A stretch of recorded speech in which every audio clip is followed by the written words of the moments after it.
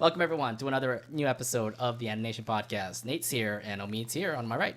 Hey, what is up, everybody? Hope y'all are doing well. And now that Halloween is over, I bet y'all are, shopping for holiday festivities and all that stuff. No, not yet. What the hell are you talking about? It's beginning to look a lot like Christmas. No. Stop it. We have more holidays to go through also. So I've seen memes of Mariah Carey thawing out of the ice now, and then, she starts singing, All I Want for Christmas Is You and all that kind of jazz. And I'm like... And here's the thing. I don't get it because here's the thing.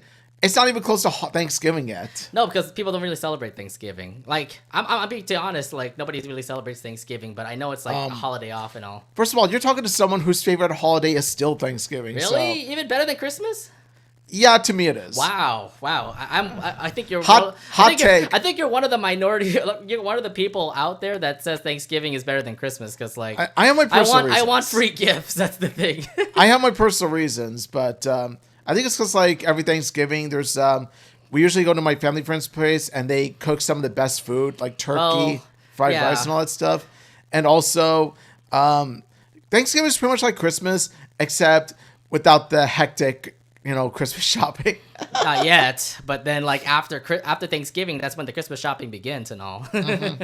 Speaking of which, have you already started your Christmas shopping? Yeah, that's the thing.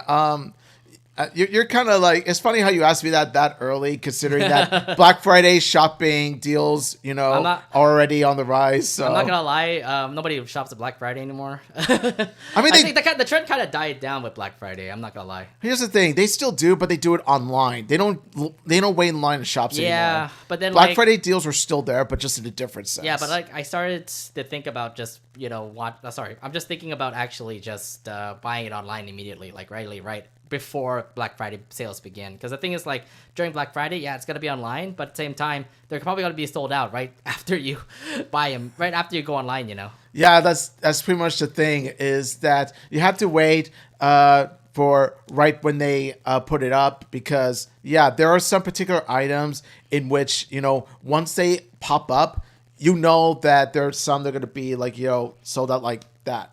Well, I know exactly. So, but then I mean, I miss the fact about the whole Black Friday thing. Remember, we used to do that all the time. We did. It used to be a tradition of ours. Stay up to 2 or 3 in the morning and just and we used to go to Great Mall and Newport Mall. They were open to 24 hours throughout that Black Friday too. And, And yeah, I mean, I feel bad for all those who worked on Black Friday. So that's the reason why I kind of I'm out of it. Yeah.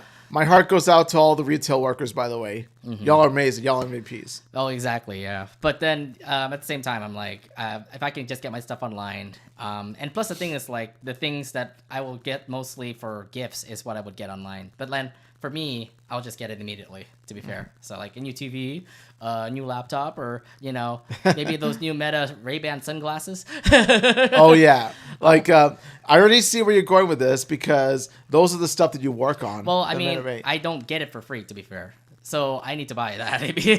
Oh, you still? Yeah. I mean, you don't get that for free. I mean, Quest is really expensive. We don't get those for free. Not even for employees, huh? No, not even for employees. Oh, I see. So yeah, it's okay. We're getting free food and free rides and stuff like that. Again, I envy you, but let's move on. That's the best thing about working in in a tech company. So yeah, I chase know. your dreams. Work at a tech company. Work at Google or Apple and all that. Yeah, in all seriousness though, yeah, keep chasing your dreams. If you plan on working in that field, just any field in general, keep chasing your dreams, shoot for the stars. For real. And also the same thing. Okay, so yeah, I mean, chase your dreams and stuff like that. So yeah, Halloween literally was just yesterday while we're recording this right now. How was your Halloween? It was actually quite the funnest day I've had at work. So what happened was that, me and my coworkers were pretty much dressing up in our Halloween costumes. I was Super Mario. Oh, I saw the Instagram photo. You had the mustache and everything. Oh, yeah, I got the mustache. And also, I wasn't the only one who dressed up as Mario. There was this a coworker of mine who also dressed up as Mario.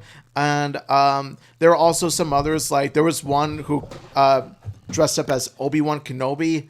There was also one who dressed up as Eeyore. Oh. The Eeyore one was the funniest to me. And what was I going to say? Of course, my my supervisor was a clinical director. She had like these cute cat ears. Okay. And, But then again, the like simple stuff, you know? And also, I saw one dressed as an angel. Wait. Oh, okay. So everybody in your like workplace at least was cosplay, like dressing up and all. Yeah. At least for in our workplace, nobody was really dressing up. There were some that actually dressed up for Halloween. Like I literally saw a Goku cosplayer. So you know, nice. with the spiky hair and the outfit. So props out to that person who was working in my workplace. He's definitely a con-goer for sure. Yeah, I would imagine he would be a con-goer. But then the other thing too is that people were wearing onesies. You know, those little furry onesies.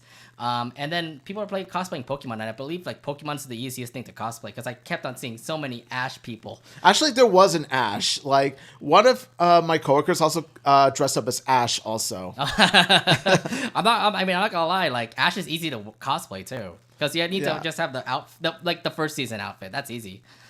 Yeah, you need to have like the cap, the outfit, and the gloves. You know, like you said. But yeah, I mean, Halloween was fine. Also, before the Halloween festivities, I did go to this haunted house area. The Winchester Mystery House, if people know, it's in San Jose. It's well known. People say it's a haunted house. People are saying like it's a it is a mystery house because considering like there's so many like obstacles going around here and there and that kind of thing. But it turned out to be like a Halloween haunt. So like the people who are working there are scaring people. So it's pretty much like one of those like haunted mazes. So we walk around, we'll just sneak around, you know, just follow everybody who's like in the same maze. And then people, like while we just walk around, there's like spiders coming down at you. There's like people spooking you. I remember that. Things like that. It's like what a haunted house does. Like it's fun to do that actually. I've had the experience in Halloween Haunt in Great America. Okay, so here's the thing. Like, Great America has, like, many haunted houses. This is just one. I don't know if I prefer, like, many haunted houses or just one haunted house, so...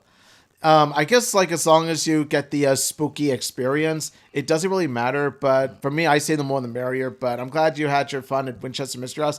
The funny thing about Winchester Mystery House is that I went there once with my brother a few years ago, but it wasn't Halloween related. It was more like we went on a casual Sunday afternoon. So it's just a tour, right? It was just a tour. That's in it. the tour, what happens in the tour? Do you guys just like look around the house and just see all the mysteries that's inside it? That's pretty much it. Oh, is that how would we say? Would it be like a good experience? I mean, me and Jess want to go back again. It's just like we want to do a tour, but is it worth the time to actually go to a tour? I would say so, yeah. If you're ever in the mood for just like getting a tour of a fun house or like an old Asian house, then yeah, that's the way to go. Okay, all right. Well, we'll consider that, yeah. And then actually on Halloween Day, because you went on Halloween Day, you had your fun with your coworkers. Me and my friends ended up going to Chipotle to get our $6 burritos, which was fine and all, but everybody was ordering Chipotle then, and it took us a while to actually get our burritos. Yeah, after work I went to Chipotle to get a $6 burrito too, and the line ended up being shorter than I thought. Right, so it's a line because so the restaurant that we had cannot accept card. So they said cash only, and I was like, I should have just actually went to a different spot or something, because it's so weird. Like at Chipotle ends up not having their card reader working, and you had to end up paying with cash or pay through the app. The thing is, like, mine accepted card, but it was during a time when things went smoothly because, like I said, it was around like 5:30 when I arrived at Chipotle. What time did you guys arrive at Chipotle? Late, like at 7. Yeah, that's why. Okay, maybe that. Because, like, nobody's getting dinner around the 5 o'clock time. Like, for us, 7 o'clock is already dinner time, so... Yeah, that's kind of the thing, is that it depends on the time zone. Yeah. And So it didn't work out in the end for us, for sure. Damn.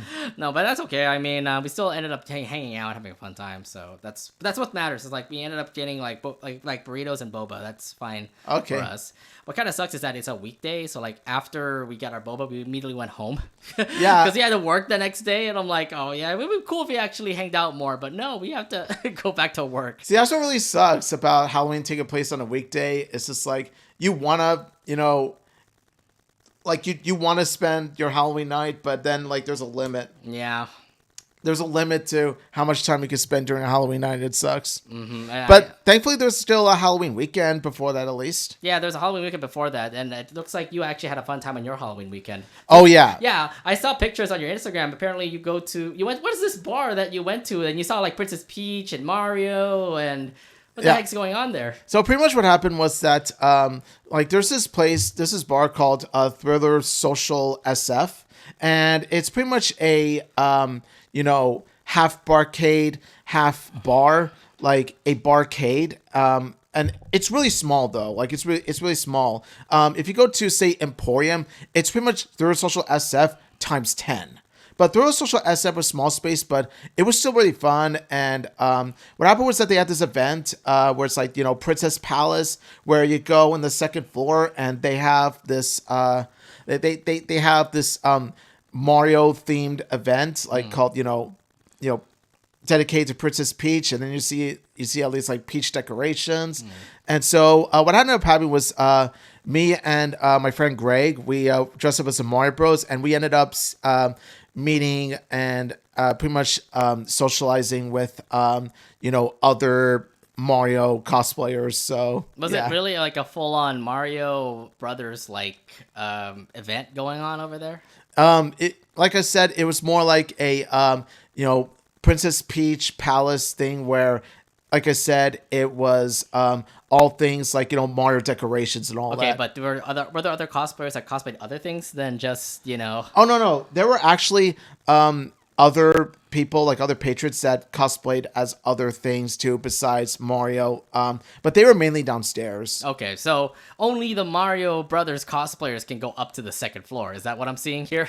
Well, not only, but yeah, from what I've seen, there was like most of them that were cosplaying as Mario. But okay. I saw some others too downstairs. Like I remember seeing there was this Wild Barbie one.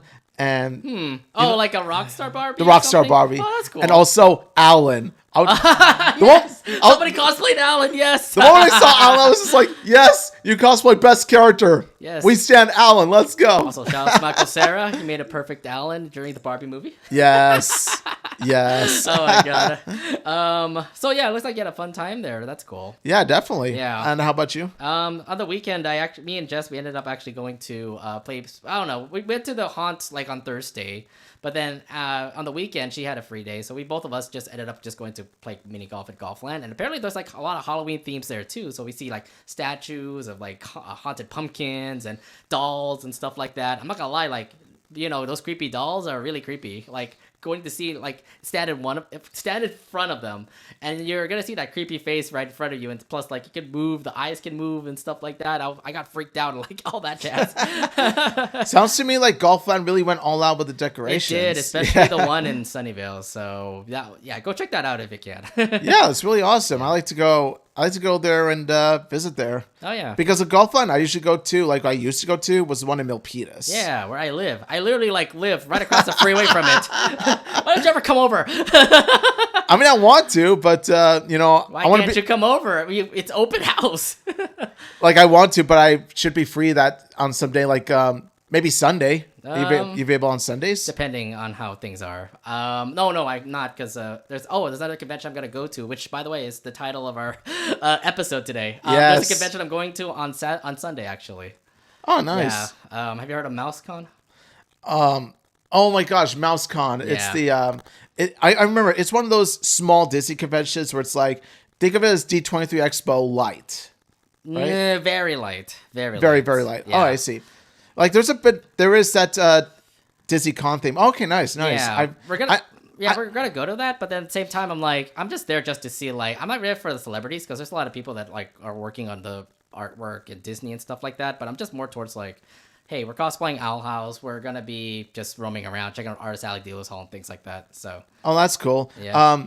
Meanwhile, I'm going to be visiting my brother in Vegas. That's right. It's this weekend. You said Sunday, and you're going to be over at the Giants game. Yeah, that's kind of the thing, is that maybe on Sunday sometime. Maybe on Sunday. You just said Sunday, and I'm like, maybe, but we're going to be at a con, and then you didn't know that you're going to be at Las Vegas this weekend. Yeah, poor grandma on my part. My bad. Uh-huh. Anyway, yeah. Anyway, by the way, since we're going to be talking about football, let's go straight to our NFL teams.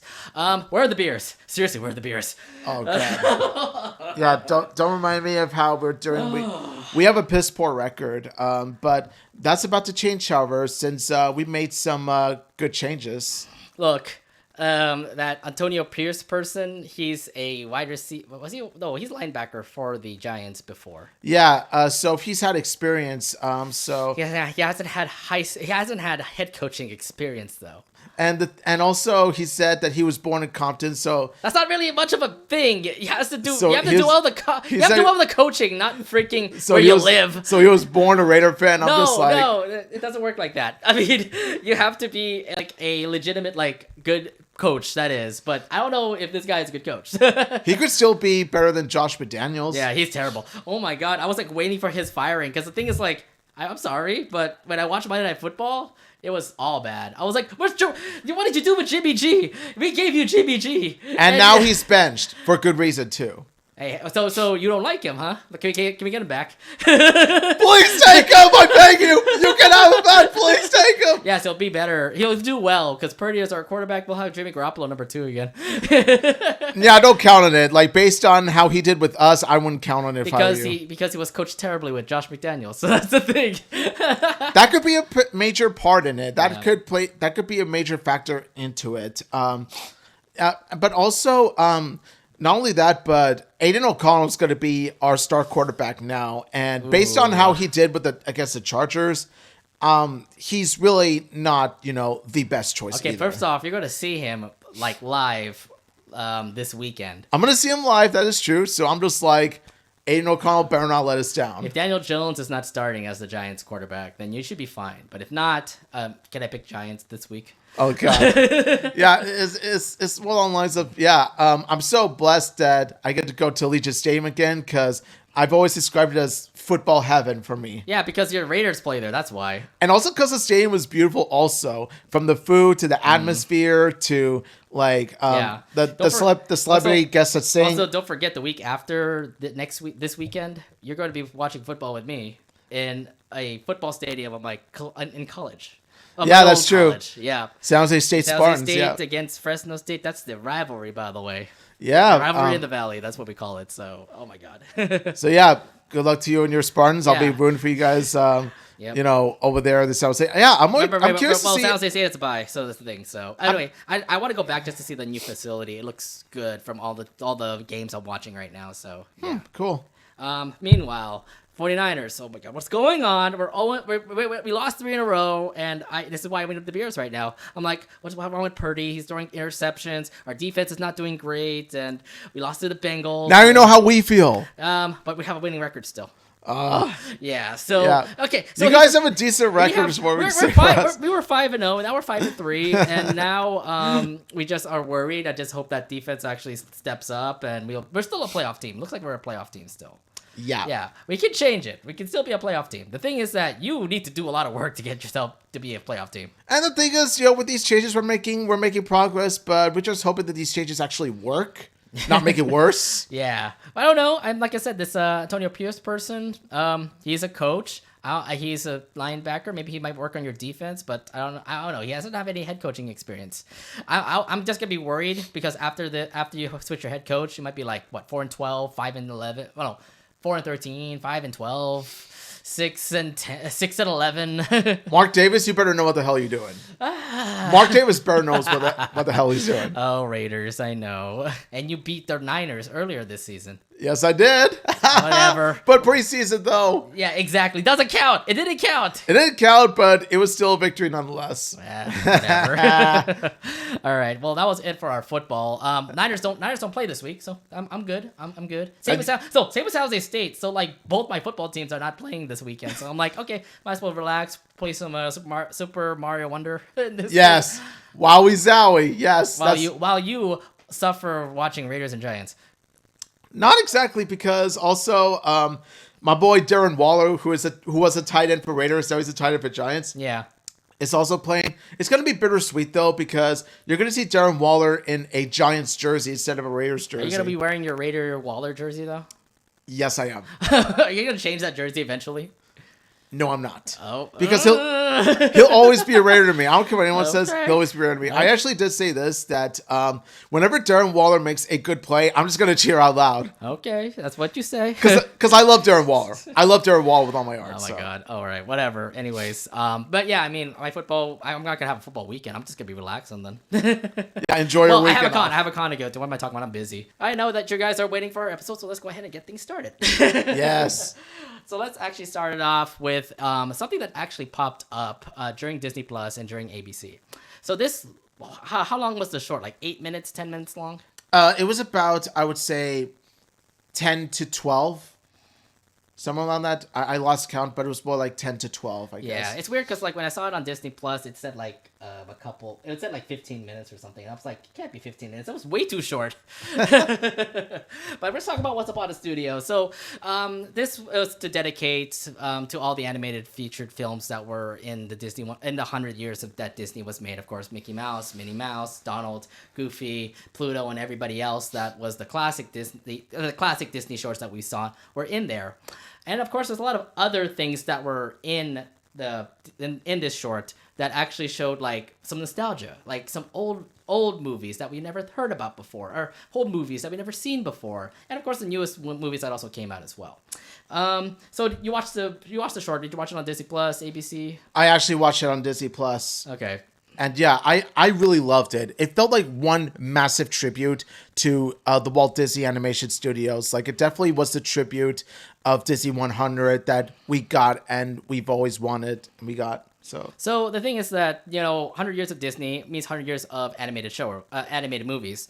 And that means that there's a lot of hit animated movies that were there for whatever Disney was making. I mean, I was surprised that there was like Rescuers, for example, was featured. Treasure Planet was also featured. And Oliver and Company, yeah. Yeah, that one too. That was pretty sick. Like, you see Dodger riding in Vanellope's go-kart, and it was amazing to watch. Yeah, of course, like Wreck-It Ralph was pretty famous. Actually, it was cool. You get to see Wreck-It Ralph, you get to see Fix-It Felix and Vanellope. All three of them are there. Peter Pan was referenced as well. Bambi, which is one of the first like Disney films. And plus, you got to see the more obscure, characters like Ichabod and Mr. Toad. That one was By the way, surprising. Mr. Toad riding carpet. I'm just like, Mr. Toad's got himself a new wild rider. That's the magic carpet. So I also noticed this too. They did pick up old lines from like the movie to make it to be a part of the Disney 100 Once Upon a Studio short, which was I like that because like the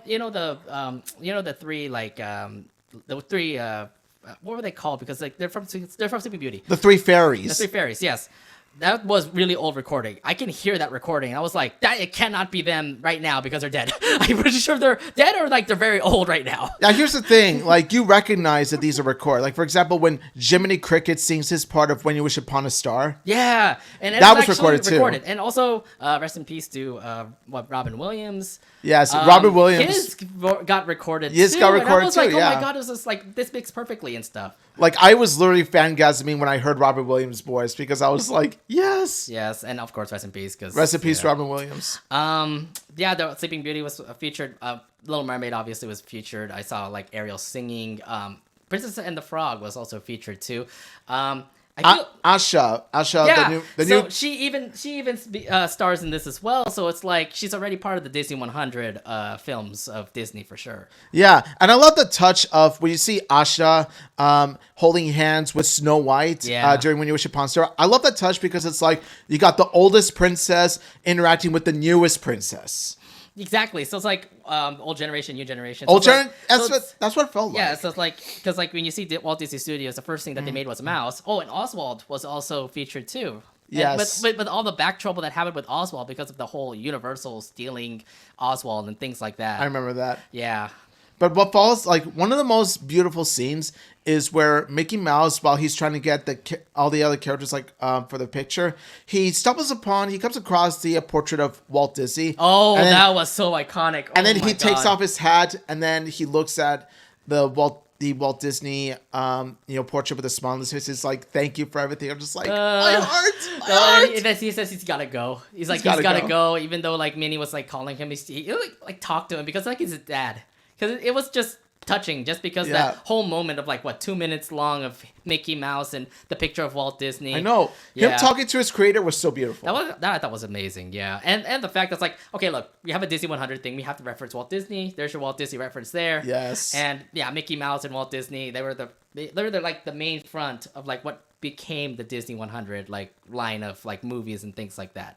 Yeah, I like how it shows us characters from the movies, like from the most well-known to the more obscure. Right. And I mean, there's still movies that still got shotted out. I mean, Home on the Range was one. Remember, New Groove was actually still there, which I thought was pretty good. Yes. Yeah, Raya, the dragon. Okay, so Raya, I'm pretty sure that's an underrated movie, but that got featured, which I thought was really good. Yeah, and also there was this strange blue blob thing from Strange World hitting on Ursula. Oh yeah. What? Is it because of the tentacles or something? I'm pretty surprised by that.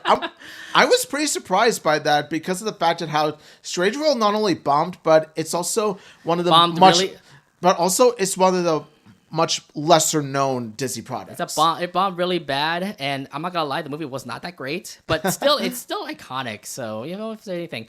Oh, and FYI, too many Encanto references in this movie. Yes. And FYI, that's good. That's a really good movie, and thankfully they actually referenced Encanto in this. So I know, yeah.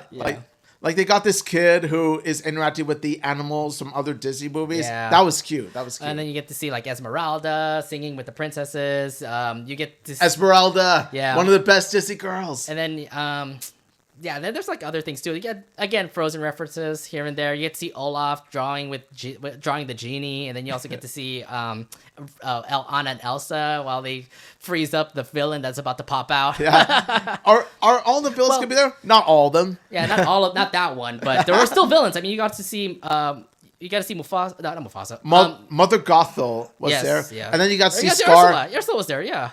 And yeah, like I said, she got hit on by the blob from Strange World. And then you see Scar, and he's like, I'm surrounded by idiots. Iconic line. Yeah, but then the voice actor, he's still alive. So it makes sense for him to come back for one of the lines to put up there. Mm-hmm. Moana references too. So you see Dwayne "The Rock" Johnson, and then you also get to see Moana there too. The part where Moana carries Flounder. That was cute, actually, because like Flounder needed water, and then he just is the Mad Hatter for water, which was pretty cute. But yeah, I mean, that whole like iconic picture, by the way, that was undoubtedly one of the best, I believe. Yes. So again, you can look back in here and see like all the things that got referenced, but I think everything I believe got referenced. It's like Super Smash Ultimate. Everyone is here. I think one thing that I said that didn't get referenced was Home on the Range because I don't see them in the picture. Neither was Chicken Little, but then again, nothing was value was lost. Yeah. No Pixar, obviously, just because Pixar is a different Disney story. Only. Yeah, you want Disney only. It's just Disney properties, but yeah, I mean that whole picture, no doubt, like just showcases like all the best like Disney movies that were out there, and it was 100 years worth of Disney movies, so you're gonna expect a big picture like this and just.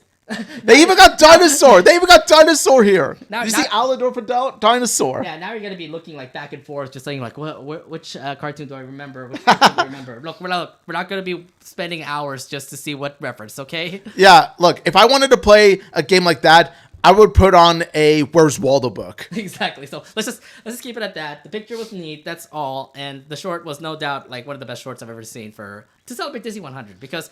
It's about to end eventually. Like next year, it's going to be 101 years, and the whole celebration is going to end soon. So, if anything, a short like this, no doubt, just like reminds everybody about how Disney was and how amazing the movies are. The animation department, no doubt, has made hitters like these, and it no doubt was just amazing. Speaking of 101, I noticed that 101 seems to be a magical word when it comes to Disney. Wait, why? Because of the Dalmatians? 101 Dalmatians. Yeah, they're over there. Speaking of which, yeah, I saw them like, I saw them like they were watching TV, and then like you see one of the Disney characters saying, you see the Fantasia. You see the Fantasia gargoyle. Like if you watch Fantasia, there's the thing that curses them or something. I've watched Fantasia before, yeah. Yeah, it's that enemy, yeah. That Chernobog. Chernobog. That's what I call it. Chernobog is, that short is one of the best ones of Fantasia. No, I know that. Yeah, but like I said, we're not gonna be spinning on this for a while. Oh, one of my favorites also. You see Stromboli like getting mad at the vending machine, and then of course that's recorded. You see him going, that made me laugh so hard. Oh, one thing I also like too, the sloth from Zootopia. Yes. I feel bad for Donald and everybody else in that elevator who has to wait for the sloth. Flash, 100-yard dash. Yeah, and also Baymax too. He was also there too. Yeah. So, yeah. If anything, like I said, if you love Disney and you want to see like all your Disney movies all in one short, go and check it out. It's amazing, by the way. It is, like I said, it is it's the best tribute from Disney 100 you could ever ask for. We got it. Anything else you want to bring up, or is that all? That's pretty much all for me. Like I said before, I loved this short. If you're a huge Disney fan, please go check it out. Oh yeah, no doubt. One thing they forgot to put up. Goofy movie. Where's Max? Where's Max in the whole freaking short? I mean, at least you have Goofy himself. That's what counts. Yeah, you have Goofy, but at the same time, the Goofy movie was the classic. That's a Disney movie. You should put that in there. Where's Max? Where's PJ? Where's PJ? Exactly. Well, Pete's there. Pete's there, no doubt. But it's like you're missing like other movies that were great. I'm not being nitpicky here. I'm just saying. It's still great. It's still great. Okay, guys. That's it for our talk about Once Upon a Studio. Now let's head over to our brand new episode reviews. Since Big City Greens is currently on hiatus and won't be back till 2024, there's a brand new show that has new episodes currently coming out. Started last weekend and going all the way to November. It's the Ghost and Molly Mcgee. So let's go ahead and start reviewing those episodes. Let's start off with Welcome to Necrocomic-con. So this is the episode where Molly and Ollie ended up going to this convention. But the one thing that they want to finish up was the fact that Ollie needs to confess the fact that the ghosts are nice and convince his family that the ghosts are nice. Yeah, so pretty much what we got is an episode premise that we should have gotten episodes ago. Like, I feel like after the Halloween episodes, this is what we should have gotten. I was going to say, like, because how many episodes did we get after that? Exactly, and it was nothing but fluff. That was the problem. Look, I mean, the way that they kind of, like, put it, too, the fact that, like, you could have, like, just gone straight forward and just pretty much have Ollie just confess the fact that he likes ghosts now. Yeah, exactly. Yeah, so what are your thoughts about this whole dilemma thing that Ollie is in right now?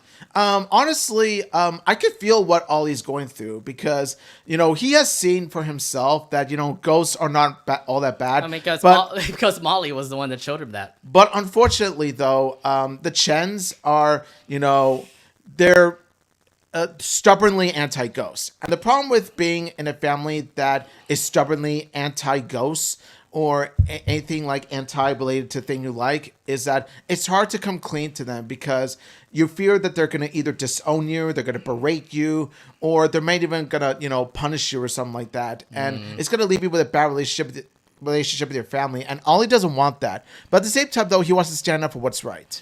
I understand that. But like I said, Ollie has just had like a really weird predicament here, just because like his parents are okay. He's weird because like he grew up like hating ghosts, but then again his parents hated ghosts, and apparently like I think the dad like is spookified most of all, just because he grew up hating ghosts. So it's like you have like what a 40-year like trend of like hating ghosts. I'm assuming like it's gonna be hard to actually crack his shell to pretty much say, hey, ghosts are nice, Yeah, like it takes that one person to break the generational mindset, and Ollie is it. Ollie is the person. Yeah, Ollie is the person, and I just hope that he ends to break the cycle. He's got to break the cycle. And again, we're gonna talk more about this in this episode. But Ollie, this was easier said than done. Way easier. Okay, so let's move on to the episode. The convention is happening. You get to see Molly and Ollie pretty much just like hanging out, and you also get to see Scratch also hanging out too. By the way, wait a minute, he's a ghost. You're not supposed to be out right now. Yeah, but the thing is, though, let's be honest, he's here for the free swag. Yeah, okay. I'm not gonna lie, conventions are all about free swag too, okay? Like we would know, we're con-goers, so we would know free swag when we see one. I remember D23, we ended up getting a lot of free swag there. Oh yeah, definitely. But yeah, I mean, it makes sense why like Scratch would just come by and just get some like free totes, free plushies, free hats, anything free over there at the convention. Yeah, but this is just a ghost hunting convention, so. And I'm kind of wondering, because like he's a ghost himself, there are ghost hunters around. Are you like fearing for your life, the fact that they could capture you and can do whatever on you? Well, I mean, let's be honest. Scratch, like, he does tend to do these reckless things for anything that he desires, whether it be food, swag, and all that stuff. And then Scratch seems unfazed by it because I think that he's all like, you know what? I've already lived my life. I'm already dead. I'm already a spirit. So I'm just like, YOLO it. Like he's going to YOLO it or something like that. I guess in this case. But then we also get to see like more of what he'll do in this episode too. But let's move on to actually see the Chens. The Chens are obviously going to be there because they're actually well-known ghost hunters, I guess. I mean, yeah. they have their YouTube channel. They even like put up their stories and stuff like that. But they're not as popular as this guy. Yeah. So I don't know what's going on with him, but apparently they are rivals. The Chens hate him. That he mocks the Chens because the Chens are like have fake videos or something like that. Yeah, like pretty much like this guy is pretty much a very famous MeTuber. That's what it's called, MeTube. Okay, I'm calling it YouTube because I know what you're trying to do. I'm trying to do, Bill and Bob. You can't copy YouTube, okay? I get it. And pretty much he rubs it in their faces, and then I'm just like, you know what? I side with the smaller content creators, so I'm just like, I'm rooting for the Chens in this case because this guy's a snob. This guy's a real snob, and then like the Chens, I mean, obviously they want to prove the fact that they just found a ghost, and I do love the fact that they pretty much fall in love. Oh, actually, I do want to point this out. This family's back. Yeah. that freaking doll is back. Oh my god. Yeah, they look like they're pretty much a reference to the Addams family. No, they are. And then again, the doll is back. That for Lord Doom. I remember that freaky doll. Yeah, it's a good thing that Lord Doom is actually with that baby. And to be fair, he's actually having a chill time with him, I guess. Yeah, like he found his newfound family. Yeah, he did, and it looks pretty nice. I don't know. I just wanted to point it out just because we did get a reference back to an old episode. But yeah, this canister here has a ghost, and of course the Chens want to reveal it out to everybody. So yeah, so pretty much when June, not June, when Ollie and Molly pretty much find this phantom canister in which it uses to trap ghosts, they pretty much fear for the lives of not just Scratch, but also other ghosts as well. I'm kind of wondering, too, just the fact that, let's see, this happened, 7 episodes ago? The Halloween episode? It was back to that Halloween episode, yeah. I remember that. Like, what's going on here? Okay, we did a lot of, like, small stuff here and there, and now they just want to reveal the fact that they have ghosts at this Comic-Con. Yeah, and pretty much, now June pretty much asked the question, like, she's pretty much questioning what's going on with the phantom canister, and pretty much you're going to see her character like play the role she played during the episode later on. Yeah. Well, I mean, like, here's the thing. June is just curious because I don't know. I'm feeling like she knew about the whole like canister thing. It's just that she didn't know that a ghost would actually be activating it. So she's like questioning it throughout the whole episode. She was just questioning like, I can't believe this happened. I can't believe that happened. You know, that kind of thing. That's why I love June. She's such a curious, she's a curious, adorable, precious being. I love June. I know. Everybody loves June. I know. All the Ghost and Molly Mcgee fans are out there. Yes. All right. So yeah, this actually obviously does not feel comfortable with Molly and Ollie because obviously if they actually showed the case, the fact that there are ghosts, they actually would ruin the whole ghost world, considering that canister can actually take in ghosts. And that's what I mean, is that they're pretty much fearful of the ghost's lies. They try to come up with plans to try to make sure that the canister doesn't get revealed. No, I understand that too. But, like, again, it's actually really dooming for the fact that, like, Scratch could be in trouble, the ghost world could be in trouble, that kind of thing. Oh, and also we get more Molly. We get more Molly and Ollie. Oh, my God. I swear to God, I'm a big fan of those two. And I swear to God, why did you end up, like, making them being friends? I have a feeling they could be together in the end. I really hope they actually do become together at the end. Not only that, but the way they handled the story between the two is not done the best. Like, it could have been executed exactly. better. It's just like, okay, this is just way too short, and I'm assuming now you're probably going to be together. It's gonna happen eventually, I hope, because like Molly and Ollie, no doubt they like have great energy together. They're like perfect together. Like I said before, season 2 better not actually be the end. You got it. They needed season 3. They needed season 3 to expand upon the Chens and all that. So we get to see Ollie just like wonder about like how he could be able to actually crack his family and tell them like ghosts are nice and stuff like that. But the Chens, they're apparently famous. They have this whole idea of I think their whole life actually just pretty much proving the fact that ghosts are bad and they want to capture ghosts and things like that. Who are you gonna call? Ghost Chasers! Ghost Chens! I was going to say Ghost Chasers! Ghost Chaser Chens. In this case. No, but like syllables. Right. You gotta think about the syllables. So in the side, you get to see like Ollie and Molly trying to plan up something where, they can at least try to get the canister instead of like instead of having Ollie actually admit that he likes ghosts or something like that. Mm-hmm. Yeah. Anyways, let's move over to this side story here, where we get to see this dude that we talked about. He's, mean to the Chants. It looks like he's going to be mean to Scratch, considering that he wants to play a game Ghost Reaver with him. Yeah, so pretty much what happened is that, like, this dude, like, Irwin. I'm going to say it's Irwin. I forgot his name. I don't know. So we'll call him Irwin. So Irwin pretty much challenges Scratch to, ghost trivia. And, of course, Scratch, being a ghost himself, knows what ghosts are all about and all this stuff. So he, of course, takes the challenge.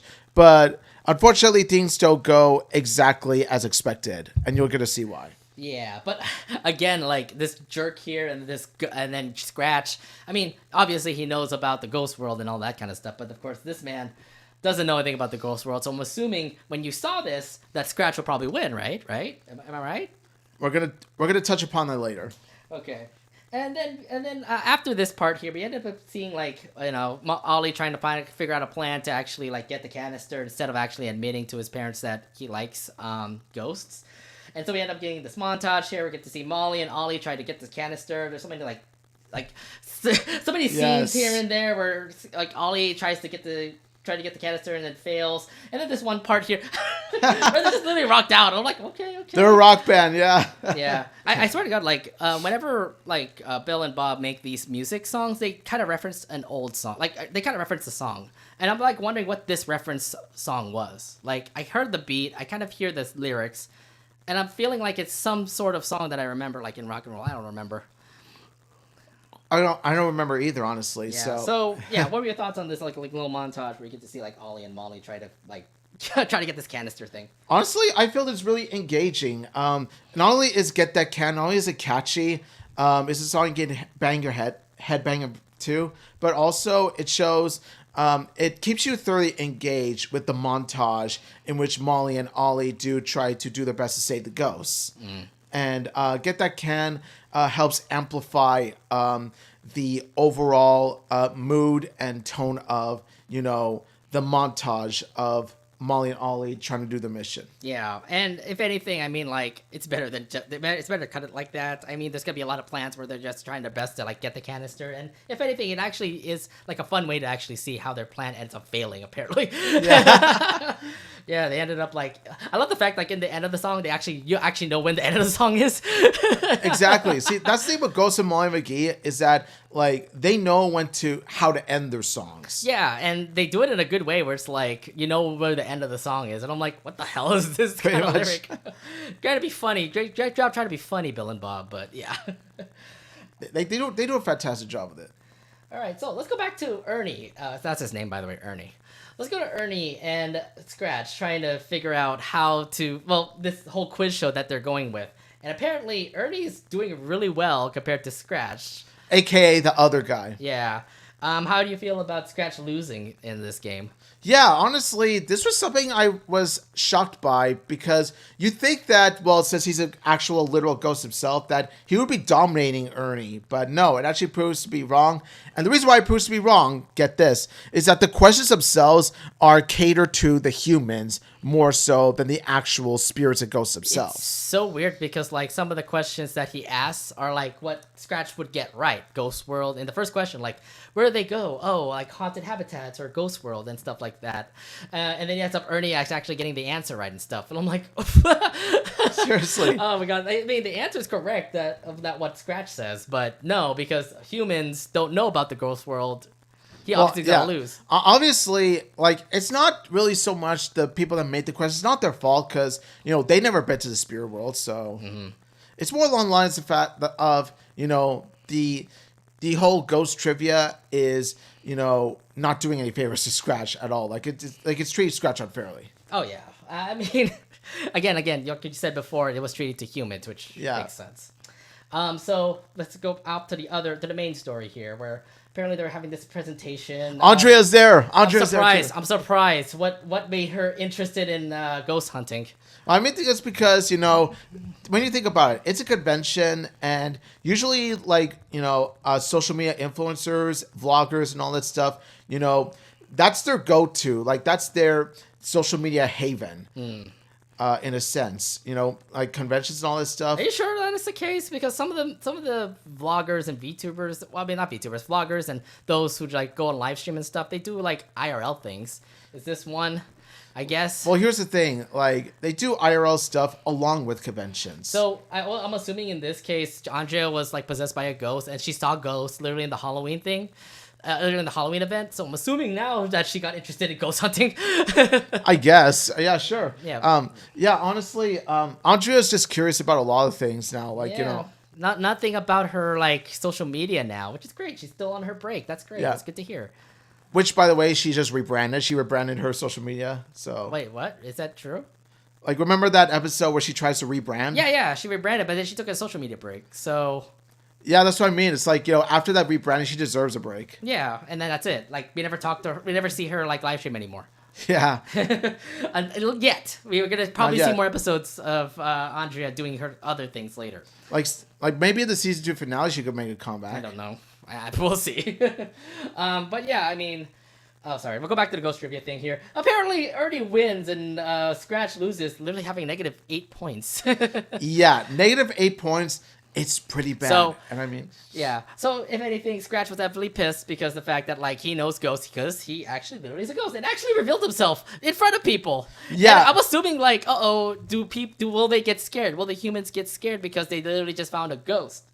No, they ended up booing him and like threw trash at him. Like, yeah, because Ernie thinks that it's a costume under another ghost costume, lame, and then it's like, are you people blind? That's an actual ghost. It's just like, are you kidding me? I feel like Ernie's like an influencer himself because like for all these ghost hunters that are like in the convention, they're listening to him. So like when he says something is bad, then they all follow him. So like even if it's a real ghost, he literally just says like, "Hey, this bad ghost, boo," and they all throw trash and stuff like that at him. Well, see, that's the power of YouTubers and social media influencers is that they have their followers. I'm kind of wondering if the Chens ever had like followers because like from the way I saw it, it didn't look like they actually had followers. Well, like I said, they're small content creators in comparison to this guy who's a huge, big one. Mm-hmm. So that's kind of the thing. Yeah. Well, poor Chens because like they wanted to get the fame and popularity, but instead not a lot of fame and popularity from them. Yeah. Well, let's go to the scene here where actually Ollie instead of doing all these shenanigans of doing all this planning and even getting a chicken suit, he ends up actually really confronting his fears of actually saying right in front of like his mom and dad saying like, "Hey, what if ghosts aren't bad? Like squishy marshmallowy things, they're not that mean." Not to the help of Scratch, by the way. Yeah. So pretty much like if that didn't happen, that might have swayed the Chens just a little bit. But no, unfortunately, because of what's happening in the background, the Chen parents are all like, nope. We're still anti-ghosts. We love you, son. We appreciate how nice you are, but no, you're wrong. They love their son so much, but instead, I just hate how like Ollie's dad was literally saying like, "But you're wrong. Ghosts are bad, and we have to reveal this stuff right now." Yeah, they're stubborn. Like I said, they're stubbornly anti-ghost. Even with their son right in front of them, I feel like they're really bad parents. Yeah. Now it's more like they're well-meaning parents, but this is pretty much toxic parenting. I wouldn't say so. It was more towards like his belief is just overruling him. I just feel like he has a mindset of just saying like ghosts are bad or something, and he wants to just influence his kids to pretty much like grow up like that. Yeah, that's the thing. It's sort of like negative influence in a sense. Yeah, which is really bad parenting, which is true. So here's the thing: you're thinking his mom and dad are pretty much saying like, "Hey, Ollie, no, the ghosts are bad," and then they're going to do the whole presentation. Don't forget, June also was curious. Yes. So June actually thought that there was actually ghosts that are nice and stuff like that. So this groundbreaking moment, what were your thoughts seeing June curious about ghosts now? I was like, yes! I knew that June would shine sooner or later. I'm just like, thank you. Like, thank you for giving June a more prominent role in an episode. It's been episodes since I've seen that. Like I said before, June Chen is such a heavily underused character. And it really does, hurt me deeply since, she's my favorite character of the show alongside Libby. So Libby's the best girl. Why y'all hating on Libby? I'm not hating on Libby. I'm just saying, like, for me, it's a toss-up between June and Libby in terms of my favorite character of the show. And so I've been waiting for June to get a more prominent role in the series. And, like, thankfully here, she pretty much shines this episode because she actually plays a major role in a certain plot point. Yeah. Well, here's the thing. Like, in this one moment, like, you feel bad for Ollie because he tried his best to at least confront his parents and say that ghosts are good, and it didn't work out. Then until June actually was curious about what was going on. So now, like I said, we just really hope that things are going to work out, because at the moment right now, it just feels like they're about to reveal the fact that they have ghosts literally in that canister. Because June literally just had a canister, just put it in there. So, you know, you got all people curious, but then it didn't actually have a canister. It was Yes! a freaking doll. That's my girl, June. Let's go. That's my girl. So, yeah, what happened to the canister? Yeah, they got booed. Yeah, they got booed. Blah, blah, blah. What happened to the canister? Oh, June has it. That's my girl, June. Yes, let's go. So she hid it the whole time. So, I mean, like, kind of feel bad for the parents because, like, they got booed out and they ended up, like, I'm so proud of you, baby girl. Yes. But it actually was a good standing moment for June, considering that she pretty much, like, listened to her brother's word and is now more curious about what ghosts are and stuff. Yes. So, yeah, proud moment for you because you're a huge June fan, so. Huge June fan, and, yeah. She's my little autistic daughter. Like, I'm autistic myself, so autism representation right there. Yeah. And so the convention is pretty much over. The canister gets back with Ollie and Molly. And you get to see June curious about ghosts now. I know. I just love how she pets Scratch. It's just like... So now June knows Scratch, which is, you know, pretty neat. Yeah, like, honestly, and then you see her, like, you know, I like to pet your squishy little... oh, God, you're so adorable, precious me. But yeah, that's pretty much the episode of, what was it, the Necrocomic-con. I would have to say, definitely a groundbreaking episode, considering June now knows about ghosts, and we do get to see more episodes of June, you know, knowing more about ghosts later on in the season, so. Yeah, so she's now on Ollie and Molly's side, and this is really fun. It's really sweet to see her side with her big bro. Yeah, exactly. So, again, really proud moment for June. The episode was pretty good. I mean, obviously, I just was there for the curiosity of, like, how Ollie's parents ended up, like, you know, reacting to what Ollie was going to say. But of course, it didn't turn out to be really good. So, but at least there's one person to at least know about what ghosts are, and thankfully June was the one person that ended up knowing about ghosts. Yeah, I'm just gonna say I'm so proud of June, and also I really like the episode. It's definitely, you know, this is the episode. Like I said, we should have gotten episodes ago. Like, we should have gotten this days ago. You know, like right after the Halloween episode, I feel you could have had this plot point. Yeah, no, exactly. But I don't know what the heck they were doing, because we're just getting more filler episodes instead. Exactly. Fluff. It was all fluff. Yeah, there was no point in the freaking story. Okay, Seriously. Whatever. We're going to talk more about that later, but oh god. Look, we're not going to dive deep more into like season 2 of Ghost and Molly Mcgee, okay? So let's head over to the second episode that also aired during last weekend of the Ghost and Molly Mcgee. It's called Fit to Print. This is the episode where the school newspaper was about to be out of business, and it's up to Molly and her friends to pretty much bring the paper back to life. Yeah, so pretty much, like I said before, like Nate said before, the Brighton Bugle is going out of business, and so they gotta help build it back. Exactly. Yeah, pretty much that. So it all starts where we get to see Libby pretty much just give out like a newspaper, just says like, oh no, the Bugle's about to, you know, be out of business. There's no school newspaper anymore. This leads Molly to pretty much say that, hey, I'm going to here to save the newspaper. Yeah, so like what I love, you know, is Molly's driven attitude, like her spirit to pretty much help solve a problem. Because, of course, we've seen this time and time again. And I feel like this is one of the better ones because, you know... Well, I feel like Molly keeps on being dedicated to, like, a lot of things. So. Yeah.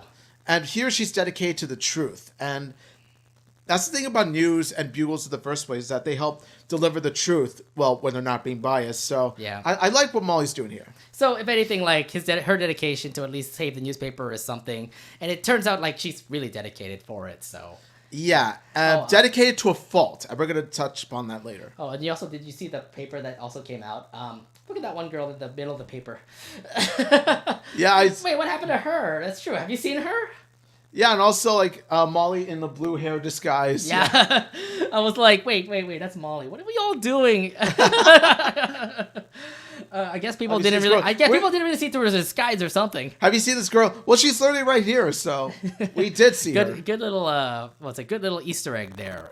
Yeah. Bill and Bob. I see what you're trying to do there. All right, so we get to see Molly be the leader of this whole bugle, trying to get the newspaper to go out and running. So obviously she can't do it by herself. She's have a team. She's housed with Andrea, who's the culture and fashion girl. Obviously. It makes a lot of sense to actually have her, considering that she's all about fashion and culture. Well, yeah. Fashion, yes. Culture, debatable. Yes. Andrea is part of the paper, and then this, I forgot about her. Sheila apparently talks about sports, yeah. I haven't seen her since season 1. I'm not gonna lie. Yeah, it's like, I don't recall Sheila being a sporty type. Well, yeah, I didn't know either. She was just literally in the Girl Scouts, and that's it. Yeah. I haven't seen her since, so. But then again, you could argue being a part of a Girl Scout does require athleticism, so. Yeah, that can work too. I don't know more about Sheila. If anything, give me more episodes about her. She's just one secondary character that's literally just in the background. And then there's this one guy named Nashua, who's a food critic. FYI, voiced by Zeno Robinson. And also, you do not want to see him be a Yelp reviewer. Oh God, he's just literally just eating peanut butter, and he still judges that. I would imagine him in his future, he's gonna be one of those elite Yelp reviewers. Oh my God. He's gonna be like, if you don't do this, I'm giving it 1 star. It literally says food critic, so I'm assuming he's gonna probably be harsh about it. Now, here's the thing. What will Libby do? Because he's also a part of the paper. Well, let her become the bloodhound of truth. And let her become an investigator and see what big story can actually come out of Brighton. Yes, because one thing you gotta keep in mind is that, like, Libby, the reason why she is called Bloodhound is because, like, with her nose alone, we've seen her sniff around like Scooby-Doo. Like, she can sniff out the truth. Yeah. Oh, the other thing, too, is that she keeps on doing things, like, where she also self-records her stuff. Like, she was, that one episode where she was, like, curious about, like, why Maul is acting so weird and stuff. Yeah. That's how she found Scratch in the first place. Mm-hmm. And also the fact that, yes, we get to see Detective Libby all over again. Yes. Detective Libby is back. I miss her. Oh, my God. I just miss her in that overcoat. Oh, my God. And the hat, too. Like, yeah, she and looks also stylish. the fedora. Yeah, that also worked out too. And don't forget that we also have the Snoop Scoop, aka Scratch. Actually, that just came out of nowhere. I didn't know that he was actually going to be part of this investigation team. Yeah, no. There's a Libby and Scratch team up that is predominant in this episode, and it's not the first time either. There was also when Libby and Scratch were pretty much hiding in this. They were in this hideout because zombie apocalypse and all that stuff. Oh, right. But that was like, that was only a moment where like Scratch like literally wanted food, and then she was like, oh, get me out of here, because Libby's just fucking crazy. And then of course there's a time where Libby and Scratch were forced to work together, but then again it was through force. They weren't friends yet. Yeah, because Molly was pretty much giving out challenges for them. Yeah. So yeah, everybody else is doing their part. Andrea's getting some fashion and culture stuff. You get to see Sheila doing sports, and Nashua doing food critic stuff, and then Libby and Scratch doing some hard-hitting stories here and there. But Molly, on the other hand, is trying to find some advertisers. And apparently the town couldn't be able to give her any advertisements until you get to see this turnip burger place end up actually sponsoring her. Yeah, so I do like how it pretty much gives us a clear answer as to, why the Brighton Bugle has been thriving in the first place up until now. And it turns out that they were sponsored by this burger place. Yeah, well, here's the thing, like, that's their only sponsor. So, if anything, the sponsorship just, like, this is how they're getting money, by the way, to at least run the paper.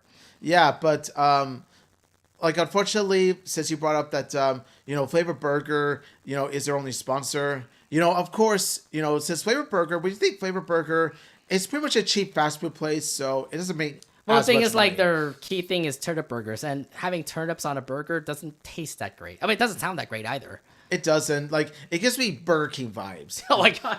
Well, Burger King is not bad, I think. Like, Burger King burgers, let's be honest, they're not that great either. I mean, Jack in the Box burgers are worse.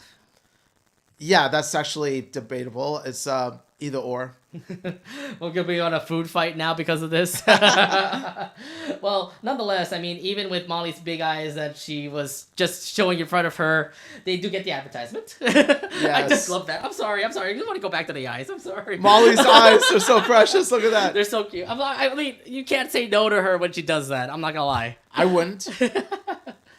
Oh my god. Okay, get out of here. We're also going to be crying even more. So now the song Snoop for a Scoop comes in and get to see this montage of Libby and Scratch trying to find some investigative stories, which to no avail. They ended up not getting like a story at all. At the same time, you also get to see, the paper's not doing really well. Or it's more like not doing well to Molly's standard. Yeah, so this is where... It was at this point where Molly becomes J. Jonah Jameson. Oh, really? Why did you put the comparison there? Why? She literally becomes J. Jonah Jameson because of how she runs the Bugle place. Like, she literally just, like, tosses out... And she rules it with the Iron Fist, too. Like, she literally tosses out, like, everybody's story. Like, from Sheila's sports store to Andrea's fashion story. I couldn't see her that angry, I'm not gonna lie. Oh, God. And even Nashua, even his judgment on Soup, even at the end, they both are not great. Oh, dear Lord. It's just to say like this, it's like it's not doing well. This is not doing well. All right. And also, I loved how this one part where Andrea was thinking, was I wearing the clothes or were the clothes wearing me? Oh my god, yeah, I remember that. That is deep philosophical thinking, Andrea. Yeah, true, and also a little reference to her girlfriend. Her girlfriend's on the paper, I guess. Yeah, her girlfriend is on the paper, and no, it's not Molly. Okay, so all you Melandria shippers, cool your jets. Yeah, literally, it's not Melandria. It's Sheila Webster. Yes, that one girl. She even literally put the reference in that one episode where she was like breaking down and all. Yeah, it's like you saw in a previous episode where she was like fawning over Sheila Webster, and then Molly was like looking at her and thinking, "Oh, girl, you got crush." Yeah. Molly was like one of the supportive best friend. Yeah, if anything, like Sheila and Andrea, I mean, if they're going to be like hanging out like that together, it just feels like they're going to probably be a thing. Sheila Andrea, I'm open to. I'm open to Sheila Andrea. Yeah. No Melandria? Melandria, like, here's the thing. I'm open to that as well, but let's be honest, it's not going to happen. If it doesn't, you know what? Not the end of the world. No, I understand. But no, I mean, look, we're not going to talk about ships again, please. Molly is my ship, okay? Let's just put it there. Molly was my ship. Molly was my ship. Well, here's the thing. The paper is definitely in trouble. But here's the thing. Maybe some flavor burger can actually help them out. I mean, the thing is, like, it's turnip burgers. You're thinking, like, it might be bad burgers. But according to what Najwa said, or what everybody said, actually, it's apparently good burgers. Yeah, it turns out that the turnip burgers, which is weird because when you think turnips, you wouldn't think that turnips, of all things, would make for a good burger because turnip doesn't really have any relation to ground beef. No, I mean, like, well, it's more like a vegetarian burger, like, with turnips in it. It doesn't mix well with burgers, and everybody knows that. But somehow, like, the flavor burger just ends up doing really well. We try to understand, like, what's going on. Yeah. Yeah. So it's like, okay, cool. You're assuming, like, this could be the end of the story, right? Oh, good burgers, good promotion. Like, this is our great advertisers, but they think otherwise. Libby and Scratch are like, flavor burger seems kind of sus. Yeah, I mean, look at their faces there. It's like, I don't think this is true. Yeah, honestly, I got the same reaction too because, let's be honest, like I said before, turnip doesn't really mesh well with burgers, like I said. No, exactly. And I don't know how turnips actually would do well with burgers. It just makes it taste like really bad. Yeah. So, yeah, Scratch and Libby obviously didn't really like this story. They think that it's quite sus. So they end up doing their own investigation literally over at the flavor burger place. And we get to see, like, everything start to fall apart. Like, apparently this is not a turnip truck. This is something else. And they also were, they're also being fed parsnips, not turnips. Yeah, so that's totally different. But at the end of the day, like, while it is a vegetable too, at the end of the day, it's a lie. It's a cover. Because I think parsnips are, like, tastier than turnips or something. Yeah, that's the thing. But, you could have just said that flavor burger. You could have just said it's made with parsnips burger. I mean, their signature burger is called turnip burger. So, like, if their turnip burgers ended up failing, they might just lose, like, the whole business at all. Maybe that's the reason why they just end up doing that. I'm also wondering too. Is it because they think, turnip sounds cooler than parsnip? In terms of the name. I don't know. Either way, they're being lied to because parsnips are being used instead of turnips. But the thing is that this is a big decision for Molly because that is their sponsor. Yeah, so Molly is pretty much she's pretty much conflicted because on one hand, Flavor Burger is the reason why, look, they're pretty much the main reason why there was even a Brian Bugle in the first place due to their sponsorship. Right, exactly. But on the other hand, though, Libby did say to Molly what Molly said to her, like pretty much echoing Molly's words, like, journalism is where the truth takes us. It's true, which is like, this is why Libby just comes up and just says like, hey, this is the truth, here's your honest truth. Yeah. But obviously Molly feels conflicted with the fact that like, if they're going to publish this story, they're going to lose their paper. So you can totally see like all their concerning faces and all. So what happens next actually after this was the fact that she actually publishes the story. Good call. Yeah. Because at the end of the day, journalism is about truth, and you want to report the truth. Mm-hmm. You don't want to just cover it up, because covering stuff up, like, that goes against what Brian Bugle and journalism stand for.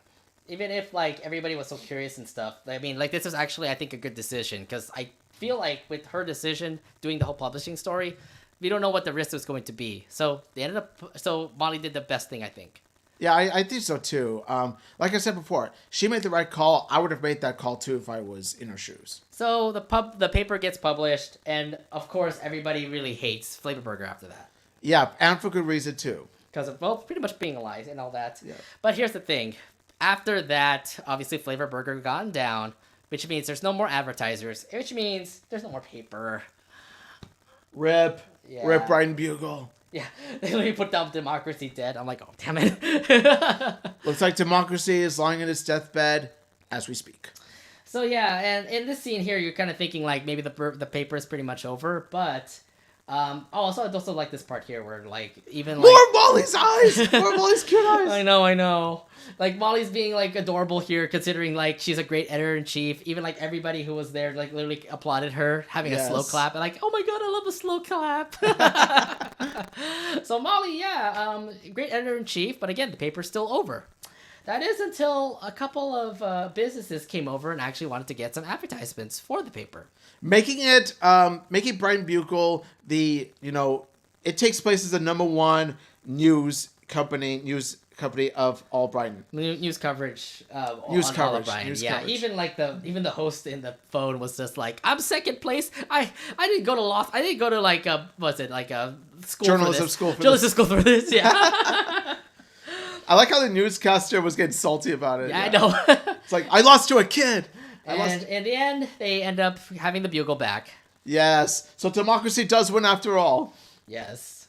Okay, so that was pretty much the episode of Fit to Print. This was like an adventurous episode of stuff here and there. I kind of feel like it's filler again. Not really much of the main story.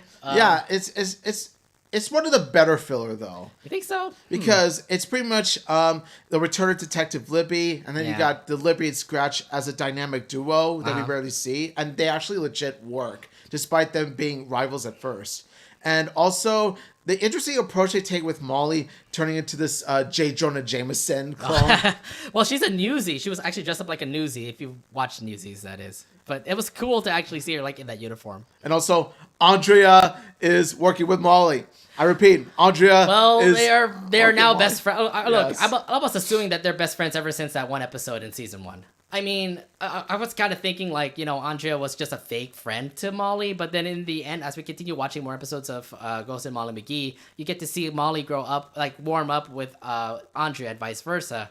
So it's like, okay, I guess we could just assume they're friends, especially with the fact that they literally slept over together. Yeah, that's true. They literally had a sleepover. So I'm assuming that's a BFF thing here. Like, it warms my heart to see, consider the fact that how Molly and Andrea were rivals at first. That's what makes it all the more heartwarming. It makes it better, but like, I was so weird because like, yeah, they were huge rivals, and now they're friends. Yes. Like, it's good to see that in the end, but I feel like it's just way too much. Maybe could have the more Fondria, the better. Maybe a little bit more explanation there. Could be I see all y'all Fondria squealing right now. Of course, they're going to be like this is a real crazy. treat to all the Fondrias everywhere. Of course, they're going to be crazy about that. But yeah, overall, again, like a small little filler episode. I thought it was okay. Maybe something that could actually at least impact the story, which, to be fair, some of these fillers don't really impact the story as much, which kind of tells me, like, what are you guys doing? Can we at least get some episodes where we get to see, like, what's going on? I mean, at least the episode before actually had Ollie in it and actually talked to him about, like, the being the enemies, because of the Chents being the enemies, trying to take away ghosts and stuff. What can I say? They want to use whatever they can to fill up the runtime of season 2. Can you at least put some like important stories out of it though? Like we need to know about what Sheila is. We need to know about Scratch's backstory. We need to know more about. And here's the thing: like they could have delved more into Scratch's backstory. Instead, they dedicated like 1 to 2 episodes of it, and it's like we need more of that. No, exactly. And again, we don't really have that much. We get more filler episodes, which I mean, it's nice, it's cute, it's fun to see Molly like be dedicated to a newspaper that is in their school. But then again, I mean, it's not like there's going to be all of Ghost and Molly Mcgee after this. Wink, wink, season 3, wink, wink. We don't have no announcement of that yet. No, but like Bill and Bob, you know what to do. You have so much material. Scratch's backstory, work with it. And can you actually please like put more emphasis on it? I mean, you want to know about the Sheila girl and stuff like this? Oh, seriously. God. Oh my God.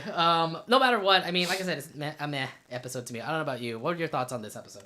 Overall enjoyable episode. I wouldn't say it's one of the best, but overall enjoyable. All right, sounds good. The first episode was way better. So yeah, next week's episodes of the Ghost and Molly Mcgee will have Scratch obsessed with a video game. Scratch obsessed with a game secretly, and then we also get to see June and Daryl actually make something out of like Scratch's ectoplasm. Yes, more Chen siblings bonding, and also June having a main role. June definitely needs more screen time. I 100% agree. Here's the thing: at least after this, after this episode, at least June ends up actually like having more important roles now. We haven't seen June in like what, too freaking long. Again, wink, wink. Season 3, wink, wink. Oh God. You know what to do, Bill and Bob. You know what to do. Okay, we'll see how it goes. But next week, again, we'll review those episodes for the Animation Podcast, and we'll share our thoughts about that one for sure. Definitely. Let's dive into some news that actually came while we were doing other Animation Podcast episodes. So let's actually talk about New York Comic-Con. There's a lot of things that happened over at NYCC, and I understand that SAG-AFTRA strikes were still going on that time, so you don't get to see a lot of actors promoting their movies or anything about things of that nature. But there are at least some announcements that came out that kind of made us think oh my God, this looks like a groundbreaking thing, and we really want to enjoy that. I mean, we really want to get hyped about that. Yeah, definitely. There was some. Now, of course, nothing beats the time New York Comic-Con last year, the Owl House season 3 promo. Yeah, oh my God, nothing beats that. You all were freaking crazy about that. Oh my God, look. So when I was hyping myself up to see what was going on in New York Comic-Con, because they literally did have an Owl House panel again in NYCC. But this is not more towards a new thing that's gonna happen for Owl House. It's more of recollections. So we get to see Sarah Nicole Robles, the voice of Luz, actually admit the fact that Luz was bi the whole entire time.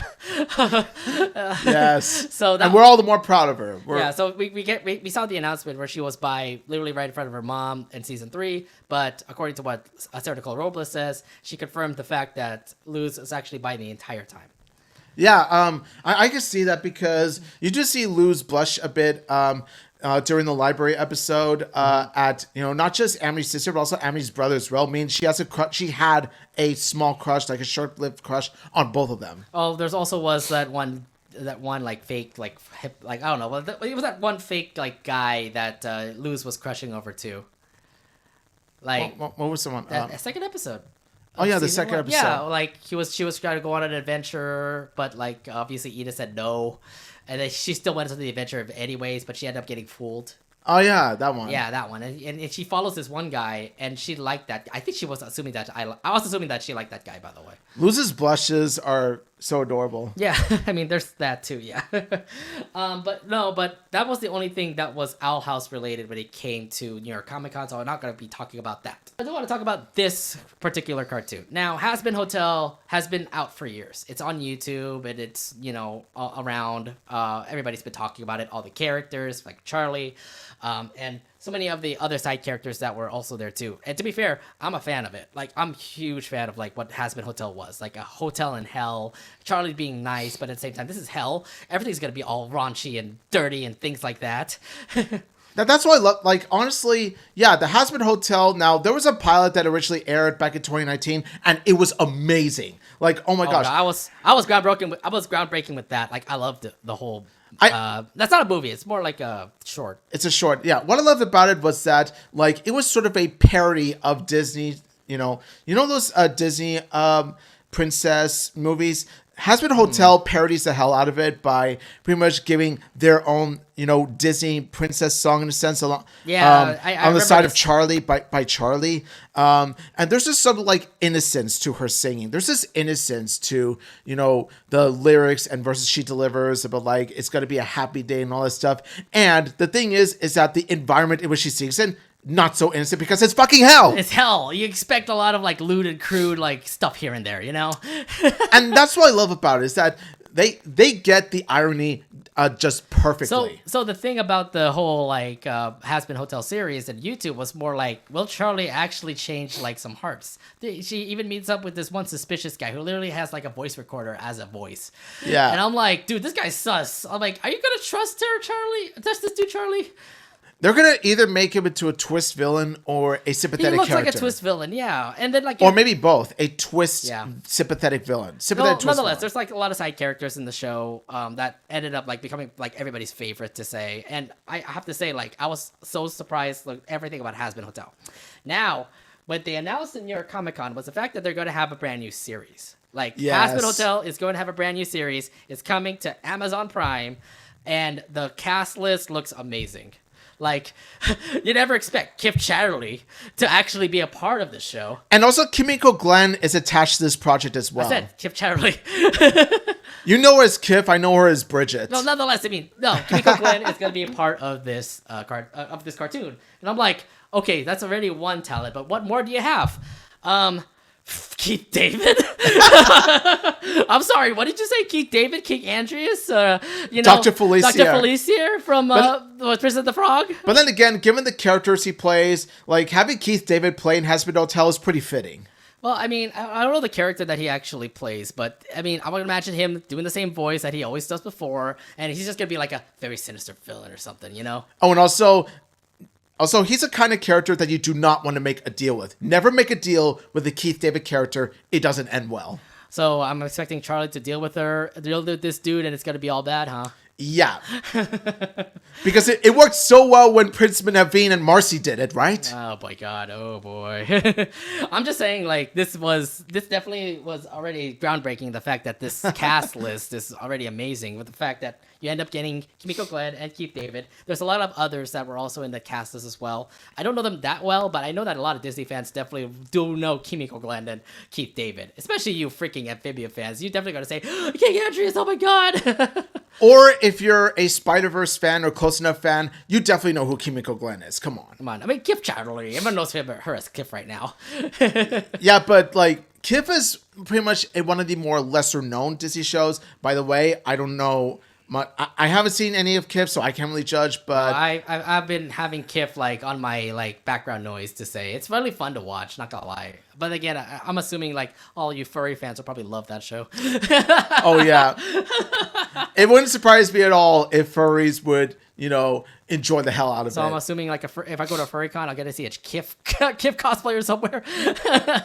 For every one Kip cosplayer, you're going to see about 10 or 20 Zootopia cosplayers or Cat Mario cosplayers. There's going to be tons of like Zootopia cosplayers for sure. Yeah. Yeah. Oh my God. Or Beastars. Yeah, that too. Oh my God. What are we doing talking about furries? We're supposed to be talking about hell. Yeah. So yeah, this goes back again. This pilot goes back to 2019. Charlie definitely feels like a Disney princess in this like one part where like she becomes the nice person in hell, which is impossible because it's hell. And again, like the song was also being sung as well. So your thoughts on like how the song was? It's obviously Disney princess. It feels like it's something Charlie would sing and stuff. Like I said before, not only do they capture like the Disney princess-esque melody, to which I appreciate, like it's a sort of a tribute to the Disney movies, but also the overall song is really catchy. The song is, the verses are written very well, and also it's helped by the fact that hell itself is very well detailed, and they do the best to make hell look as gritty as possible, contrasting with Charlie's, nice, innocent, singing voice, all that stuff. It's all black and red, so it's hell. Yeah, it's all black and red. That's what I mean. It's like, I like how it pretty much pulls, some sort of irony to it. Like, you have it's pretty much a fish out of water when you think about it. Not only fish out of water, but it's well, like you got a nice person singing in an environment where there's not so nice people. Pretty much, and the mission is pretty much to at least get hell to be a little bit nicer, but it's like, good luck with that, Charlie. That's what makes me like this show, because it's like, can Charlie get this mission done? I don't think it's possible. There are at least some couple of, like, people that can help her out. I mean, I think her girlfriend, right? Is that her girlfriend that was, like, partner with her? Like, she has these, like, two associates. Yeah, and I'm assuming, like, that one girl was her girlfriend, no? I'd have to look it up, but I forgot. I don't. Feel free to correct me. I haven't seen the short in a long while. Yeah, so. but I know that that one girl also helps out Charlie too. So nonetheless, I mean, again, now we're having a brand new series. Amazon Prime is going to have it. I think it's going to come out next year. This looks to be very promising, and no doubt, I'm a big fan of Hazbin Hotel. I can't wait to see how this goes. So Amazon really do a good job with this. Yeah, like honestly, and. Also, Vizzy Pop as well. Like Vizzy Pop, who's involved who also worked with Hell of a Boss too. So yeah, honestly, like I'm counting on Vizzy Pop and also Amazon to treat this show really well. Yes, I definitely can. All right, and then we also do have more stuff from Amazon. Treat it better than Max or Netflix ever could. Okay, well, we do have more stuff from Amazon from New York Comic Con. This one show that we've been waiting a while for when it comes to season 1. Invincible. This show apparently is now going to have its second season, right? So it's going to have its second season, yeah. Now, how long is that wait? Like years? It's been like about 2 years, I believe. Yeah, and I know everybody wanted more about Invincible, for sure. Yeah, and I'm just going to say this right now. I love Invincible. It's definitely one of the best Amazon Prime shows I've seen, and definitely one of the best superhero shows I've ever seen, period. Like, I love the writing of it, and also the characters are very well layered. The animation is well done, and yeah, I love the MA rated approach they take with it. Because it's supposed to be mature. I mean, I like how like unhinged Amazon can be when it comes to their cartoons. I mean, Netflix is the same thing. They do unhinged cartoons sometimes as well. Yeah, like this is unhinged in a good way. This is unhinged in a way that makes sense to the story. It helps like flesh out the story. Oh yeah, I mean, definitely it's a really good show. Season 1 definitely looks amazing. I mean, you thought it was amazing. Yeah, I love it. So what are you expecting to see from season 2 of Invincible? What I'm expected to see for season 2, from what I've seen in the trailer, is pretty much, now we know that, pretty much Mark's, in a huge dilemma right now, because he pretty much has to face the fact that, Omni-Man, like his father, keep in mind, he looked up to his father. He thought of him as a hero, like the hero that Mark strived to be. But unfortunately, due to events that happened in this, season 1, and especially the series finale, where he got beaten the hell out of by Omni-Man. Yeah. Oh my God. It's like, this is pretty much a broken pedestal moment for him in the worst way possible, because it's his dad. No, exactly. So it's like a family, a family affair. I mean, definitely feels like you just got betrayed by your dad, and now how are you gonna be moving forward, knowing the fact that this happened literally at the end of the season? And it's traumatic for the guy. It's really traumatic for the guy, and you do see him trying to come in terms with that, and also trying to face his own darker side of him as well. From what we've seen, he pretty much has to face his own inner Omni-Man himself. Right. But if anything, I mean, season 2 looks promising. The trailer already looks amazing. I can't say much about it. I mean, we really can't see what will happen when it comes to Invincible. So yeah, I agree. Like, honestly, yeah, I am definitely hyped for this.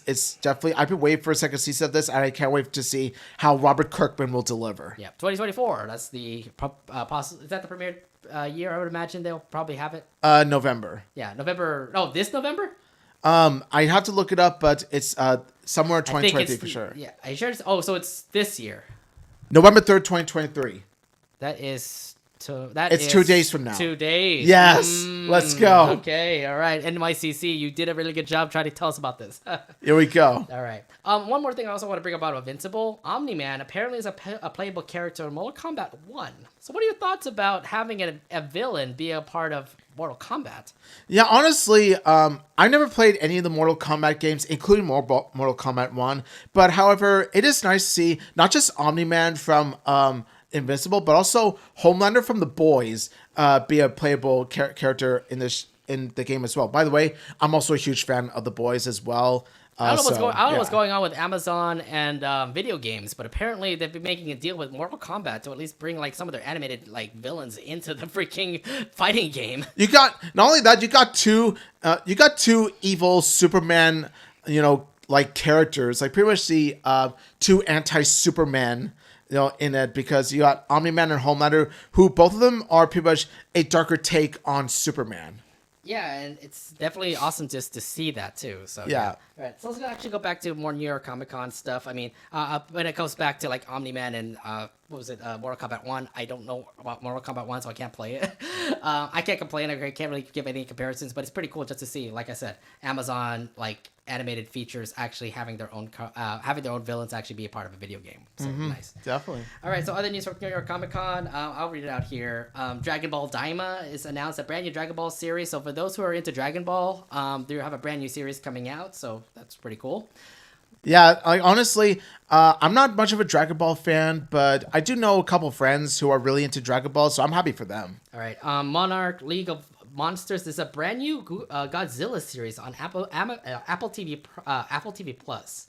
I haven't heard of Godzilla in quite a while, but Godzilla has its like hit movies to say, and having its own series is going to be interesting. Yeah, Godzilla has his own fan base as well. As for me, I haven't watched much of the Godzilla movies. The only Godzilla movies I've seen were the 2014 Godzilla movie, the one with Aaron Taylor Johnson, aka Kick-Ass, and also the Godzilla versus King Kong movie that was in 2021. Yeah, those were movies. I don't prefer like most of the Godzilla movies of late, just because it's hit or miss to say. They're pretty much monster movies. Let's just leave it at that. Because they're supposed to be monster movies. They're supposed to destroy like the islands. I mean, the Kong movie was bad, so.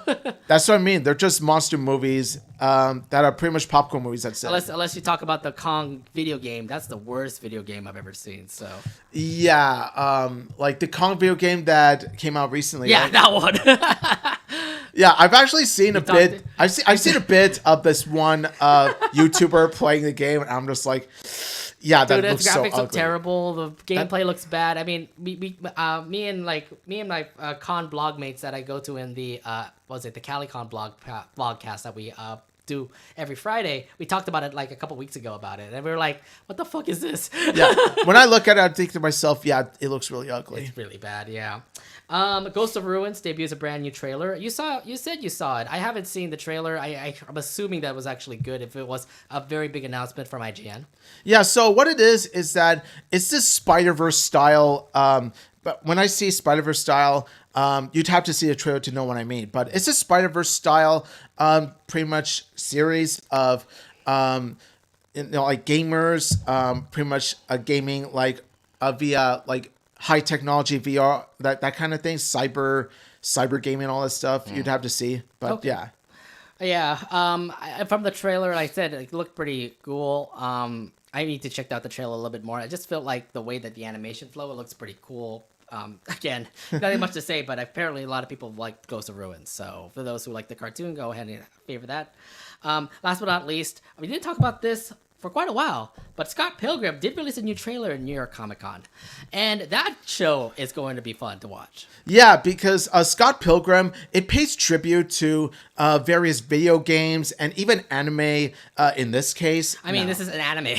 This is literally made by Studio Saru. So yeah, this is an anime, and even everything in the whole Scott Pilgrim takes control. Yeah, and also like the art style is very reminiscent. Like it's pretty much the same style as the comics and video game, and that's what I love about it. It pays such tribute to the comics and video game, both of which I've read and played, and they're a lot of fun. The most that I'm familiar, the thing I love most about Scott Pilgrim is, of course, the movie. The movie is definitely rewatchable. Now, I could watch it. What's so funny what you said about the movie was the fact that some of the cast is actually going to be a part of the anime. And Michael Cera is going to be the same guy, Scott Pilgrim. So there's that. There's also Ramona Flowers. She's the same voice actress. You also can see Aubrey Plaza still did the voice as the same person. So if anything, it kind of feels like it's the Scott Pilgrim movie, but anime version now. Yeah, and that's what I love about it, because, Scott Pilgrim, with the way it is, like you're talking about, a franchise that, that is just, pays tribute to, video games and all that stuff. So it's very fitting that it would be an anime. Yeah, and no doubt. I mean, it definitely feels very anime-ish. I thought it was going to be like based off a comic book series, maybe like some sort of comic, like maybe some other like animation studio was going to actually work on it. But Studio Saru, no doubt, is a huge like big anime company. So when I heard the fact that they were going to pick up the rights to actually make a Scott Pilgrim anime, I was like in for it. And no doubt, it's already promising to be like a really good anime series. Yeah, it's such a huge treat and pays tribute to geek culture, and that's why I love it. Yeah, so get ready for that when it comes out real soon on Netflix. So I can't wait for them to, animate the part where, Scott Pilgrim eats bread, and then Ramon's like, bread makes you fat. Bread makes you fat? I love iconic. that part. That's so iconic. I know. I love that part because I never knew bread makes you fat until that particular scene. Yes, bread makes you fat, so don't eat bread. Bread makes you fat. Okay, duly noted. Oh, man. All right, so that was pretty much like all the highlights when it comes to New York Comic Con. So here's another thing about New York Comic Con. They do have another subsidiary convention in New York that actually reflects on anime called Anime NYC, run by Crunchyroll. Anime NYC is going to be happening this month in a couple of weeks, and they already started making some big announcements. One big announcement is the fact that some of the people from the Trigger Studio is going to be part of the house. It's gonna be part of the guest list. Yes. So I saw like the Premiere guy was one of the artists who made Premiere was there. Just like I said, Premiere people. Hiroyuki Imaishi. Yeah, Hiroyuki Imaishi, whatever. I forgot his name.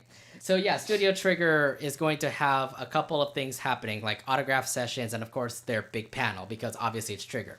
But the main focus is undoubtedly this one particular project. Let's go! Yes! Fly away now! Fly away now! Yes. So if you are a huge fan of this one particular anime called Panty Stocking that was back in 2008, they did pick up the rights to bring Panty Stocking back. So it's weird because it's a Gainax product. And Trigger took a while for them to actually get the rights for Panty Stocking. And now they actually do. And, they actually do, and I'm so happy. Yeah, and it was a big announcement in Anime Expo back in July, and everybody was like freaked out about the heck that they were going to go get some Panty and Stocking swag. Like me, I ended up getting some Panty and Stocking swag. I'm getting that shirt, by the way. Yeah, if you ever go to like the freaking if you ever go to the freaking the Trigger store, they have a Trigger store. You should have actually got your pre-order there. eBay's always an option. Good luck trying to find like really expensive shirts now. Yeah, I got Panty and Stocking, plus like the shirt in the back is Stocking. You're wearing Best Girl! You're literally wearing Best Girl! It's a must-have shirt! I will pay you good money, sir. I mean, for real though, the fact that they're back is awesome. But here's the thing. This is a panel just focusing on Panty and Stocking. Something tells me you're going to see a clip from that panel. Yes, I can't wait.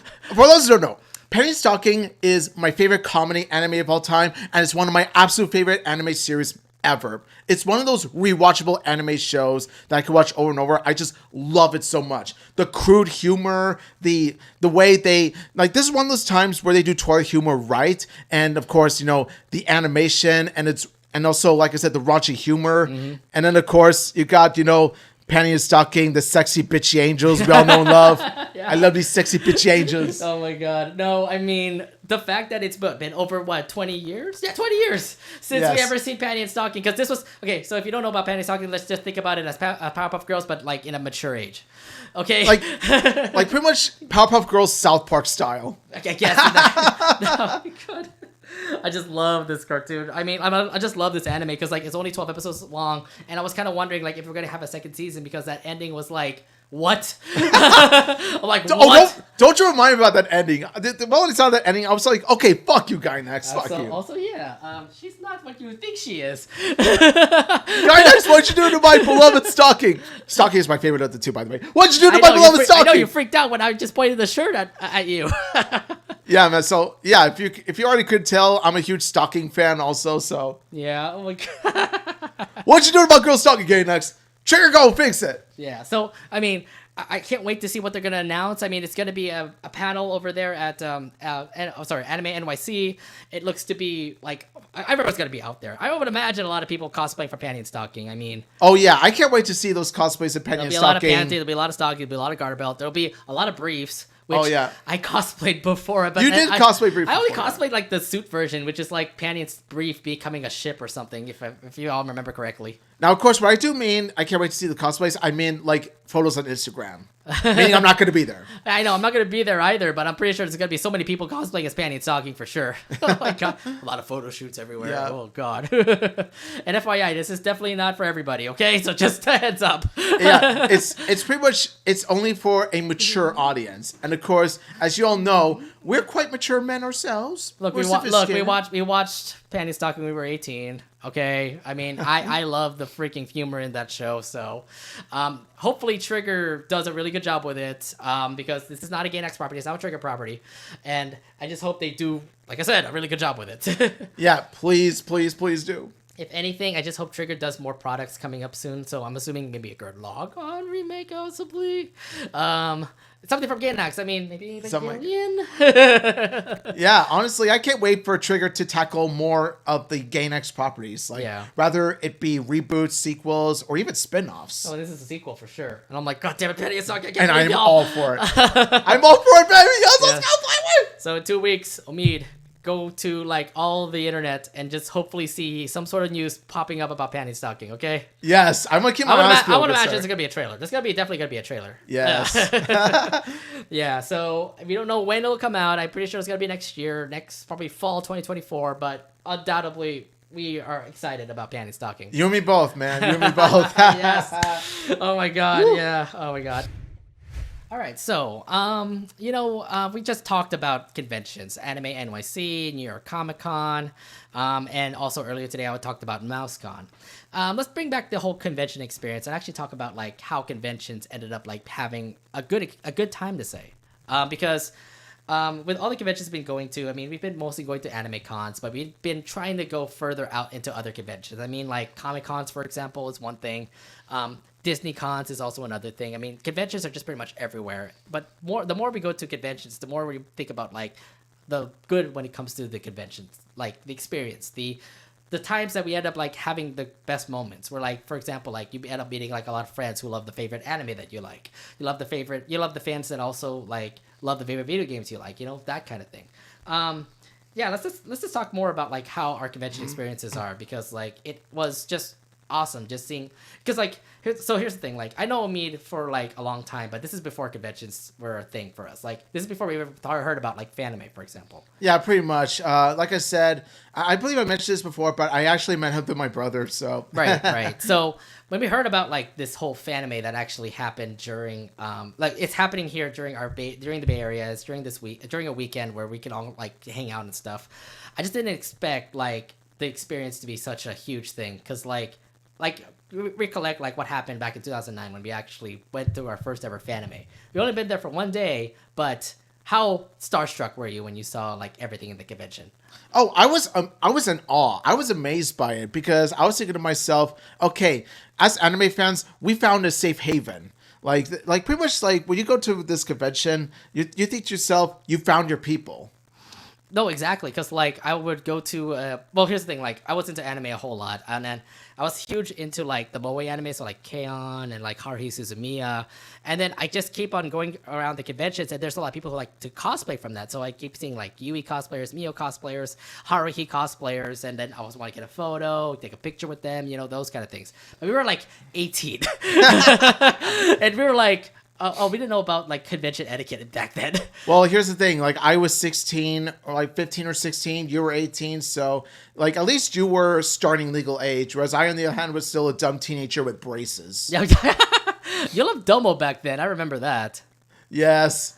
Domo was, whole big orange, Domo was my best friend. The whole big orange box thing. I didn't really feel the appeal about it. But then like I know Domo was a huge thing for everybody back then. Domo was my best friend in Fanime. But yeah, I mean, like, Fanime conventions that we go to, we always, like, I mean, that's our yearly tradition. Like, every year, ever since 2009, we've been going back to Fanime. And Fanime has just been, like, a convention experience. Like, we love to, like, do all the panels over there. Like, do some panels that we want to go to, get some autographs with some of the guest stars that were there. I think one best thing that I like about Fanime was Music Fest. And, I mean, recently, Music Fest has been like a kind of a dead topic right now, but like back then, remember all the concerts that we went to, like watching Flow, watching Rookies is Punked, watching Back On, if you remember all the concerts you went to? Oh, yeah. Like, there was a time when Music Fest was a tradition of mine for Fanime, and it's because, like, they had all these, like, rocket bands, like Nate pointed out. Of course, I never forget the Rookies is Punked that concert. Was so good. I mean, the whole, like, la like, references that he put up, I'm like, oh my God, it's amazing. Yeah, it was awesome to see it. It's like, honestly, Music Fest was one of the best things in Fanime for me, just because, you know, you got to hear, you felt like you were at a concert. No, I mean, like, it is supposed to be like what you're going to feel in a concert. But here's the thing, like, for those who are going to attend Music Fest, do you remember, like, waiting in line, like, really, really early to get, like, a good spot? I remember. I also remember having to get McDonald's at one point. That McDonald's is gone now, though, unfortunately. Oh, Rip. It's now apartment complexes. Thanks a lot, San Jose State. Yeah, downtown San Jose, downtown San Jose wants to pretty much build apartment complexes for SJSU students. So there you go. I mean, if anything, that actually helps the students, but at the same time, it did take away like some of the restaurants that we love. So like McDonald's, that was like really close by. If anything, there's still like there's still 1,000 McDonald's like all across the but not in downtown San Jose. Yeah, no. If you want to go to McDonald's, San Jose residents, try going 2 cities like down the block. You gotta drive up like some sort of street in order to get McDonald's, and it's like out of the way from Fanime. But let's talk about the different story. That's a different story to talk about. But I mean, I guess Flow would be like our favorite band that we wanted to watch, because like they performed twice, and we really wanted to watch Flow just because we were all huge fans of Naruto, huge fans of Code Geass. Yeah, I know you were gonna put your hand up for that. A huge fan of like what was it? Yeah, just a lot of like the theme songs that they were bringing up, and we've been Flow fans ever since. Like we go to whatever convention that they go to, we always want to go to their concert. So like Fanime, for example, another year, and then Crunchyroll Expo that happened in 2019. I remember Flow performed, and we wanted to go to their concert too, and we were like, oh my god, Flow! The Crunchyroll Expo one was the hype. It was the hype. Yeah, well, I mean, concert. Yeah, well, here's the thing: like they also did perform more theme songs, so you get to hear like the Studio Flamenco? What is it? The Flamenco theme song. You get to hear like. I think there was a Tales video game theme song, because I know Flo did a performance of that. So if anything, and also Dorara, because like they also did perform the Dorara season 2's theme song as well. So like I mean, if anything, we did become big time Flo fans, and we like loved like the concert and everything. Flo is still my favorite J-rock band to this day. Like I can't get enough of them, especially Colors. Yeah, Colors is the GOAT. OP. Oh my god, Chibuwo. See, that's the anime OP that I know by heart. Like I know the lyrics by heart. So okay. Back On also performed. There was also Orange that also performed.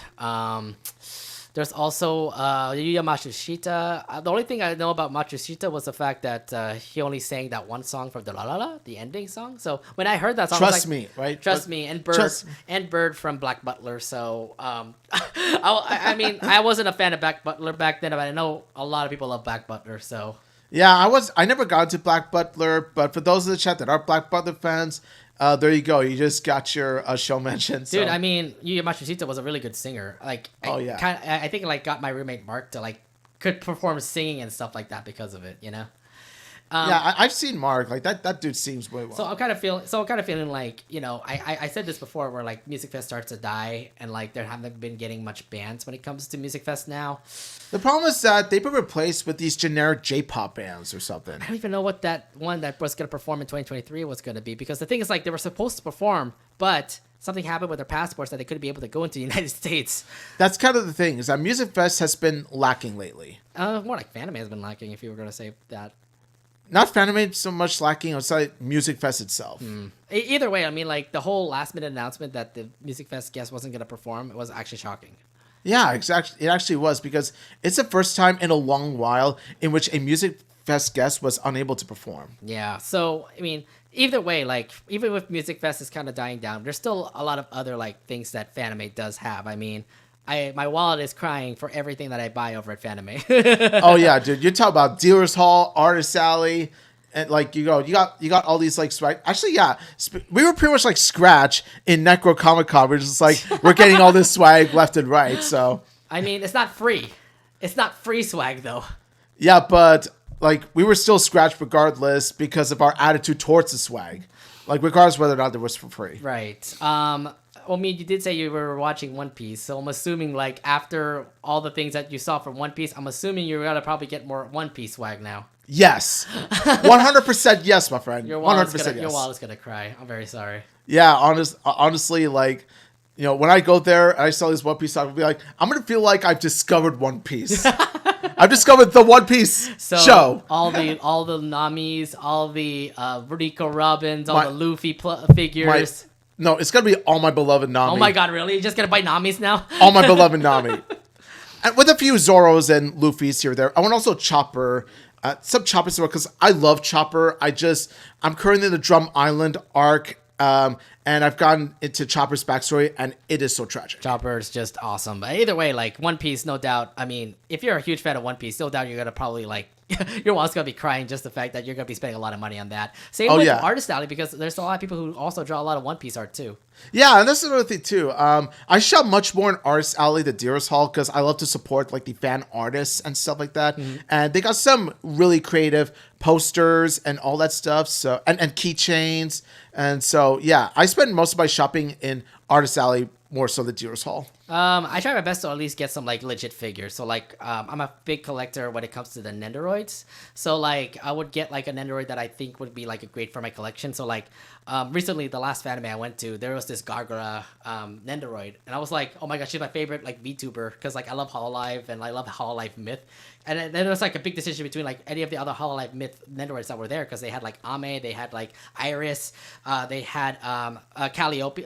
Mori Calliope, and I'm like, oh god damn it! I was like, but the one streamer that I love is Gura, so obviously I picked it up. And then here's the thing about Dealer's Hall: you want to find the cheapest price. So you'll find that one Gura, you'll find that one figure, you'll find the price. It's like, okay, cool. Go to the next booth. Find another figure. Go to the next booth. What's the cheapest price? Oh my god. Like, yeah, you have to figure out what's the cheapest price, and then go back to the booth that you think it's the cheapest, pick it up, and then buy it. So we're one of those folks, okay? Yeah, it's like because like we're trying to like pretty much buy them cheap because you know we want to save our wallets. You know. Yeah, I know. Well, then again, like you know, you're gonna be spending a lot when it comes to the convention. We're not made with money, okay? Unfortunately, money doesn't grow on trees. No, it's more like we don't have that right. We don't have that really good paying jobs. Okay, we're not that fundamentally, you know, rich. You know. What am I made of money? You're tap not tap. Not Mr. Krabs. Grunkle Stan. Oh, Grunkle Stan. Tap tap. Yeah. Yeah. I mean, here's the thing. Fanime at least is local, which means that we don't need to travel so far. But there's other conventions that like end up becoming like huge. Like when it comes to like it's a huge convention that we want to go to. I'm talking about like conventions like Anime Expo. Yeah.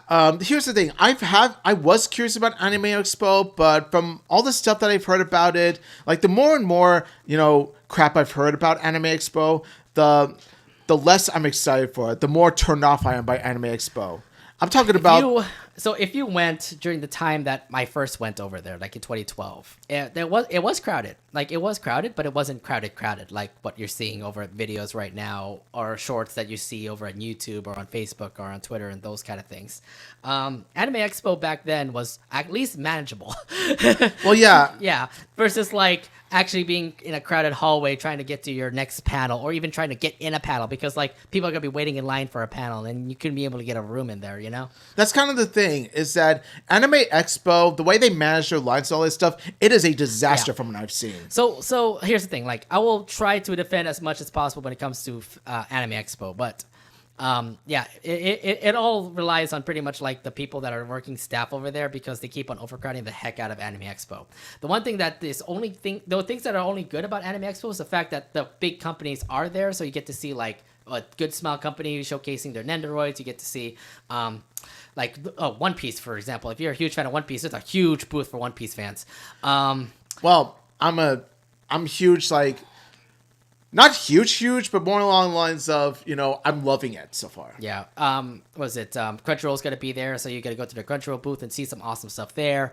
Bushiroad has their booth, which I worked at before, and it's actually a fun booth, but it gets so crowded. I'm like, people, I understand I love your card games, but come on. They love the card games. What can I say, man? They love the card games. Kinokuniya's there. Bandai Namco's there. Oh my god. When Bandai Namco was there, they promoted the heck out of the new Yohane anime, I was like, Yohane! Ah! Yes! I bet being you an are, idol man. fan, okay, so shut up. I'm not judging you at all. Aniplex also has their booth. Yeah, I'm gonna say like there's still like some notable booths that will bring a fan over and love the fact that they have like awesome free swag there. Also free swag. They also have free swag there too. So, yes. So we are going to be like Scratch then. yeah, in Anime Expo, not Fanime. Fanime doesn't give you free swag. I mean, like, whenever we go to Anime Expo, which is, given in how they run their lines nowadays and how crowded it is, it's not going to be anytime soon unless they go back to where they were in 2012. But, even at that, given in how, in demand anime conventions are nowadays in comparison to during that time, it seems unlikely it's going to go back. So back then in like 2012, where I first started Anime Expo, anime was still like on the rise-ish to say. I think it was because of Attack on Titan that started to get the rise of folks like getting into anime. So like they used to watch Attack on Titan and they all love it. Then they start watching Naruto, One Piece, and other things. And then we get to see like the start of like the anime fans started to come in and it started to go to these conventions. And then My Hero Academia is what I think elevated anime's reputation even more. Oh yeah, no doubt. I mean, there's My Hero Academia. There's also Demon Slayer. Undoubtedly, ended up getting so many people to come over there as well. Yeah. So I mean, like, if Anime Expo actually could be able to control their crowds, it would be great. But the thing is, like, there's so much stuff that you can actually be excited for at Anime Expo. It's just that plans are going to be going out here and there because of the overcrowding.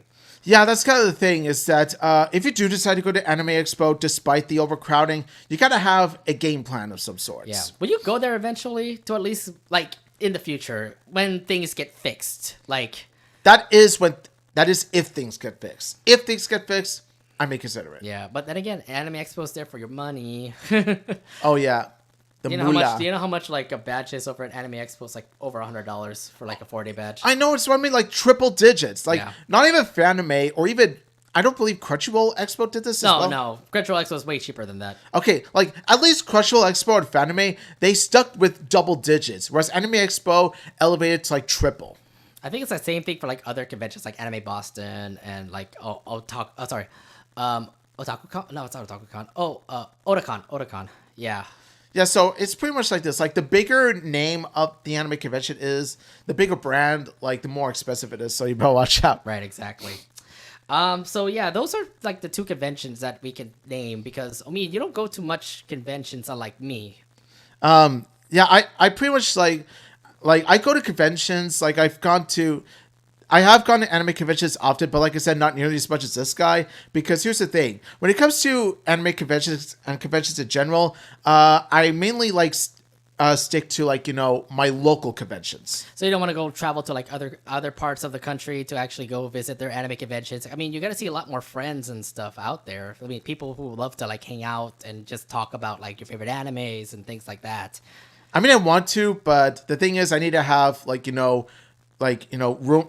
Like a group to go with. That's the thing. Right. So here's the thing. Like, ever since I met up with Matt and Ryan, both are two of my like awesome friends that work with me over at the CaliCon Blogcast. By the way, please follow the CaliCon Blogcast. I'm also a part of that podcast. We talk about conventions, we talk about anime, we talk about cartoons here and there, that kind of thing. But thanks to them, I became a press member for conventions, and being press was just, I think, like a life changer for me. Because you can go to all these conventions, like Komori-con is now becoming our staple. It's up all the way in Portland, Oregon. We have friends that are over there who are also part of the blog. And we also talk to like guests that are over there. So like recently we talked to like, was it Matthew Mercer? No, not Matt Mercer. Erica Mendez was a part of our guest list. We got Faye Mata also in Komori-con last year. Also Billy Kamitz, rest in peace, by the way. We did have an interview with him also, but we didn't realize that he is sick too. So yeah, honestly, it's really tragic what happened to Billy Kamitz. May he rest in peace. And I'm really glad you guys got to meet him before he passed away. We ended up meeting with him, and also he was having a fun time too. He was playing Smash with Faye Mata and Kara Buckland. Yeah. So like with all of them like playing Smash, it was just an awesome time. Again, please follow the YouTube channel. I'll put the link down in the bottom of the video, by the way. But yeah, Komori-con has started to become a staple. It's unfortunate this year I couldn't be able to make it because I just started a brand new job. So, it is understandable. They understand me. They understand why I had to do it. So. Yeah, okay. Yeah, that's understandable. Yeah. But yeah, I mean, like ever since I met up with Matt Ryan and actually talked about the CaliCon blogcast, we just started to go to conventions here and there. Anime Expo was 1 year, but we never became press ever since I think like 2016 or something like that. We stopped being press because I guess press is now on the higher up tiers and our blog was not a part of press. I don't know. We're still kind of pissed about that, but whatever. Yeah, I'm really sorry about that, man. It's just we love to get the perks of actually talking to people. That's one thing. Yeah, but we couldn't do that.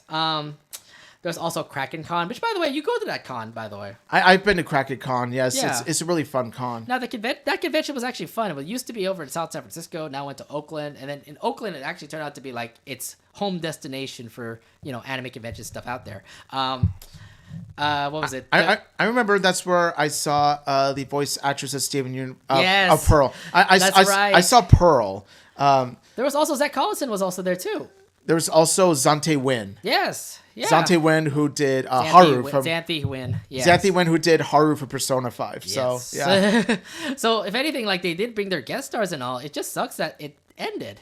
Yeah, it did. Kraken-con was, let's be honest, Kraken-con was pretty short-lived on its own. Like, it ran for, like, a few years or something. It only ran for, like, 5 years. It ran for 5 years. It's like it didn't run long enough for it to be relevant. But here's the thing about, like, running a convention. You do get to see, like, the setbacks when it comes to running a convention. It does cost a lot of money. It does cost a lot of money to actually bring the guest stars, too, and get them treated as well. And also make sure to, also to pay your staff, too. So I understand, like, when it comes to running a convention, it does get its hardships. For Fanime, in this case, it's a well-known staple, so I'm assuming that they've known this plan for so long. But Kraken-con has started since 2013, and for its 5-year run, it did do its best. But then behind the scenes, you never expect like it to just completely go away. Yeah, that's kind of the thing, is that like there are some conventions that do tend to be costly, like be expensive. So there's a high budget when it comes to conventions. Mm-hmm. That's why you see some other conventions like say Kinyubi-con, in which it focuses on having like a lower budget. I don't know about Kinyubi-con. I'm not gonna lie that they have it in this one spot where it's like in a house. I mean, it's run by a friend of. It's run by a friend of mine. It is run by a friend of ours. I mean, like, I support Komori-con and all its stuff, but, like, I try my best to at least be happy when I go over there. You said Komori, you meant Kinyubi. Oh, Kinyubi. Sorry, Kinyubi. Don't get the two mixed up. I always get it mixed up because of Kinyobi, Komori, But yeah, it's run by a friend of ours, and, that's why I try to attend every year, but then I stayed for like several hours. You have not been in attendance for like years of that con. Actually, the last time I attended was last year. I didn't attend this year. Oh, you did? Okay, I didn't attend this year. I did not attend this year. I attended last year. I have not attended ever since they were in New York. Like, ooh. Yeah, they're in Union City right now, my hometown, but they used to be in your hometown. And I was like, okay, this is a very small house. How can you run tournaments, artist alley, and a dealer's hall? I mean, like, they do the best with what they've been given, but, at the end of the day, what it is just like a relatively small con. It felt more like a clubhouse. Very small. It's very small. It felt like a clubhouse. That's why I was not a huge fan of it. I mean, if they can at least go to... Okay, here's the thing. So I know about... I forgot about this. That Komori, right? Kinyubi. I always get that confused. God damn it, don't mix it up. Kinyubi-con used to have it in a hotel. Remember, it used to be in Chabot College, and then it went to a hotel. Yeah. It used to be in a hotel. I remember we were there. We were cosplaying as Dippers. Yeah. And we had like a 3-day weekend, and I was pressed there. So I ended up actually having like a time where I could actually meet up with like Christine Cabanos, and I forgot some of the other cast, but Cabanos was there, and she actually got a picture with us, which was pretty cool. But I could see the side effects that happened with it. It was a small con. Not a lot of people attended. So the rental fees for a convention in that hotel was going to go up high. So I believe they didn't make a budget at all. So they may have like earned money that was way lower that they still had to pay a lot to get the bill of what happened at that convention. That's what it came down to at the end of the day. So they made a huge mistake. Yeah, that's kind of the thing. And you know what? When it comes to running cons, mistakes do happen, misfires do happen. But I feel like this is a case. This was a huge miss. This is a case where, yeah, it pretty much hit Kinyubi-con in the gut. It did, and that's why the reason why you keep seeing like Kinyubi-con over at like these small little like houses and stuff. And I'm like, I'm sorry, like I love to attend, but at the same time, I'm like, am I really gonna have a fun time? Yeah, and the thing is, though, it used to take place in New York. Now it takes place in Union City. So it was closer to your old place. Yes, it is. But I'm just saying, like, I don't know if I can see if I'll attend a Kin-Yubi-Con, you know? I wouldn't blame you if you didn't. But for me, I tried to attend. But the thing is, like, I don't have the strong will to attend every single year like I do Fanime, for example. Well, Fanime is a staple for us. Fanime is Fanime is a tradition. Although, there is one convention that's happening during the same weekend called MomoCon. Do you know the guests that are going to be there? Yes. Yes. Not Brawley, the creator of Amphibia. And Dana Terrace, the creator of Owl House. Yeah. I was like, could I break tradition and go to MomoCon instead? Here's the thing. Can you get the hotel room? Can you get the flight? Can you get your travel to go to that convention and all that jazz? And can I get buddies to attend with me? Yes. I mean, yeah, if you say yes and if Jess says yes, it's like, well, I'll go. I'm not going. I'm just saying I'm going to stick with Fanime, so I'm sorry. I'll meet Matt Brawley eventually. I'll kidnap you. Just kidding. Wait, what? No, I just like, I'll kidnap you then. I'm like, no, just kidding. I'm just kidding, bro.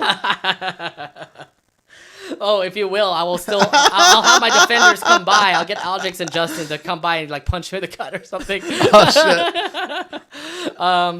But if anything, I did get an autograph from Matt Brawley. I mean, this thing, but then I also did get that autograph thing that he just put up on Twitter recently. Nice. Yeah. That's awesome. Yeah, I saw that. And FYI, if you actually watch his live, like his live signing eventually, I think it's gonna be in 2 or 3 weeks. Please watch it because I don't know if I'm gonna watch it. Just look for the name Nate the TV Done. And if it comes up, hey, Matt Brawley knows me. Hey. Yeah, so it's like, oh, look, you've been noticed by Brawley Senpai, yes. Yes, oh my god, it would be great if it actually happens, but yeah. Okay, so other conventions that I could bring up is Anime Los Angeles. Anime LA is in Long Beach, not LA anymore. It just moves around a lot because it used to be in the LAX airport, then moved over to Ontario, which is way too far away from Los Angeles, by the way. Then moved back to Long Beach, which, to be fair, is the perfect location, actually, because the convention was growing. Like, it was a small convention. Then we saw the people continue to grow, and then the hotel was just way too small to contain everybody. So we moved to Ontario. The convention center over there. That was, I think, not really the best because like there wasn't really much resources out there. They have hotels, yes, but not much food spots. Do you want to go to In-N-Out like every day throughout the convention? I mean, I would. Like, I love In-N-Out. So. Yeah, but like, there's a lot of other things. It's just like In-N-Out's just right there, and it's gonna be packed. There's Denny's also too, which I don't want. It's Denny's. What do you expect? You end up at Denny's. Don't not eat Denny's. Yeah, honestly, like we have a better Denny's anyway in Fremont. It's called Country Way. Okay, well, that's not. Well, they don't have that in Ontario. Okay. Yeah, but there's bound to be a better Denny's somewhere for breakfast. Yeah, so. Exactly. But the thing is, like, we have to drive all the way out there, so that's the thing. Say hello to DoorDash. Might as well DoorDash. Yeah, there was DoorDash, but then you have to pay those extra fees, so that's the other issue. I mean, it's worth it. When you feel like chilling, but you're paying for like the convention like experience too. So it's like I think it'd be better off if we actually ended up going to a spot that actually is more beneficial for like convention attendees. So me being a staffer of Anime Los Angeles, they ended up moving to Long Beach, which was a perfect idea because the convention center is literally in front of a mall. So people can just go in front of the mall and just grab food there. They can go to the aquarium, which we can see Ann Boonchoy. or you can also go to the aquarium to actually have some fun time there. You can get photo shoots there too. It's literally next to the beach too, so there you can also chill out at the beach for a bit. It was the perfect location, no doubt. And no doubt ALA has been my new convention that I attend to now. Because first off, being a staffer, but at the same time, the ribbon game that we always play too. So there's many ribbons. I remember seeing those ribbons and like the photos of these ribbons. I'm just like, man, how do you like come up with so many ribbon ideas right now? It's just fun. Like that's the thing about this Anime Los Angeles. Like the convention experience is one thing when it comes to Deals Hall, Artist Alley, meeting up with friends, etc. But then when it comes to the ribbon game that ALA brought, it was a new thing that turned out to become such a fun event that other conventions are trying to like get their hands into. So like ALA started it all, but at the same time, like when it comes to other conventions, they try to do the same thing, but it doesn't work out. I know Off-Kai Expo that happened recently for VTubers, that's starting to trend. So there's a lot of people who are getting ribbons there, but it's thanks to ALA that the ribbon game started to happen, and I love ALA ever since. So yeah, nice. Yeah, you've been an ongoing veteran ongoing, not just like staff member, but also an attendee of Anime Los Angeles. I'm just like, Anime Los Angeles is one of those cons I'm curious to go to. Like it's during my birth week, so that's the time to actually take some vacation time and go there. Cool, if you'll have me, that is. We're full. Oh shit. No, I always plan ahead, so I already know like who to bring in for my staff. It's staff plus like a couple friends. Oh, I see. Yeah, we can't do much about it. It's beyond your control. It's fine. Okay. Now here's one convention that I was gonna talk about that I don't attend anymore because of the crowd that was over there. SAC Anime. It's in Sacramento. It's really close to us, like 2 hours away. I wouldn't say really close, but still a travel to get up to Sacramento. But it's still a quote unquote fun time. Omid went there recently just to see Mae Whitman and like some of the guest stars that are over there. Like, what made you want to go back to SAC Anime? Is it just because of them, or is it like what in particular? Nate, I'm really glad you brought up SAC Anime because one of the main reasons why I'm cool not going to Anime Los Angeles particularly is because I'm actually going to another anime convention, and it's much closer to me. So you're really going to go to SAC Anime this year? The next winter SAC Anime? Chances are high. I really enjoyed SAC Anime quite a lot. Really? Yeah, because... I don't like it just because the crowd is younger. And the thing is, like, they're rowdy and they're like... I feel so left out. Well, because actually the main thing that we've been going to therefore is... because number one, it's how should I put it? It's the guests, obviously. You got John Young Bosch, Mae Whitman, and and all that kind of stuff. The Avatar: Last Airbender voice actors appeared Greg there. Griffin was there too, so you guys had a fun time there seeing that. And also, of course, I had fun, especially taking a picture with the voice actress who voiced my favorite character of Avatar, Toph Beifong. Mm-hmm. So, and also, I got to meet the legendary John Young Bosch. Yeah, I know. JYB, baby. So the thing is about these, the thing about SAC Anime is the fact that like the ticket is cheap, yes, but then when it comes to the autographs or even meeting up with them, you gotta pay. They cost an arm and a leg. Trust me. Is it worth it? That's the problem. Is it worth it? That really depends on how badly that you want to see said guest. And I wanted to see John Young Bosch so bad, so I was just like, here, take all my money. I wanted to see, Brenda Song if she ever goes to a convention, but that's not going to happen in a while. Never say not in a while, because it may happen sooner than you think. Yeah, but my thing is, like, the people that are going to be there over at SAC Anime Winter are not people that I know. So, I mean, like, there's some, like, My Hero Academia voice actors and actresses, which is great. I just feel like there's going to be a My Hero Academia panel that's going to happen over there. I know last year was perfect considering Owl House people were there. You got Sissy Jones, you had Sarah Nicole Robles. Yeah, it was perfect for the Owl House fans, but I couldn't go to SAC Anime, so, yeah. And that's totally understandable, man. And plus, you got your own convention to go to. I got mine. No, so I'm not gonna say this though, but SAC Anime, no doubt, it's just been like downhill to me. I don't know. It's just more like either the crowd or is it the setting or something like that. But SAC Anime, no doubt. I mean, I don't see myself going back to SAC Anime for a while.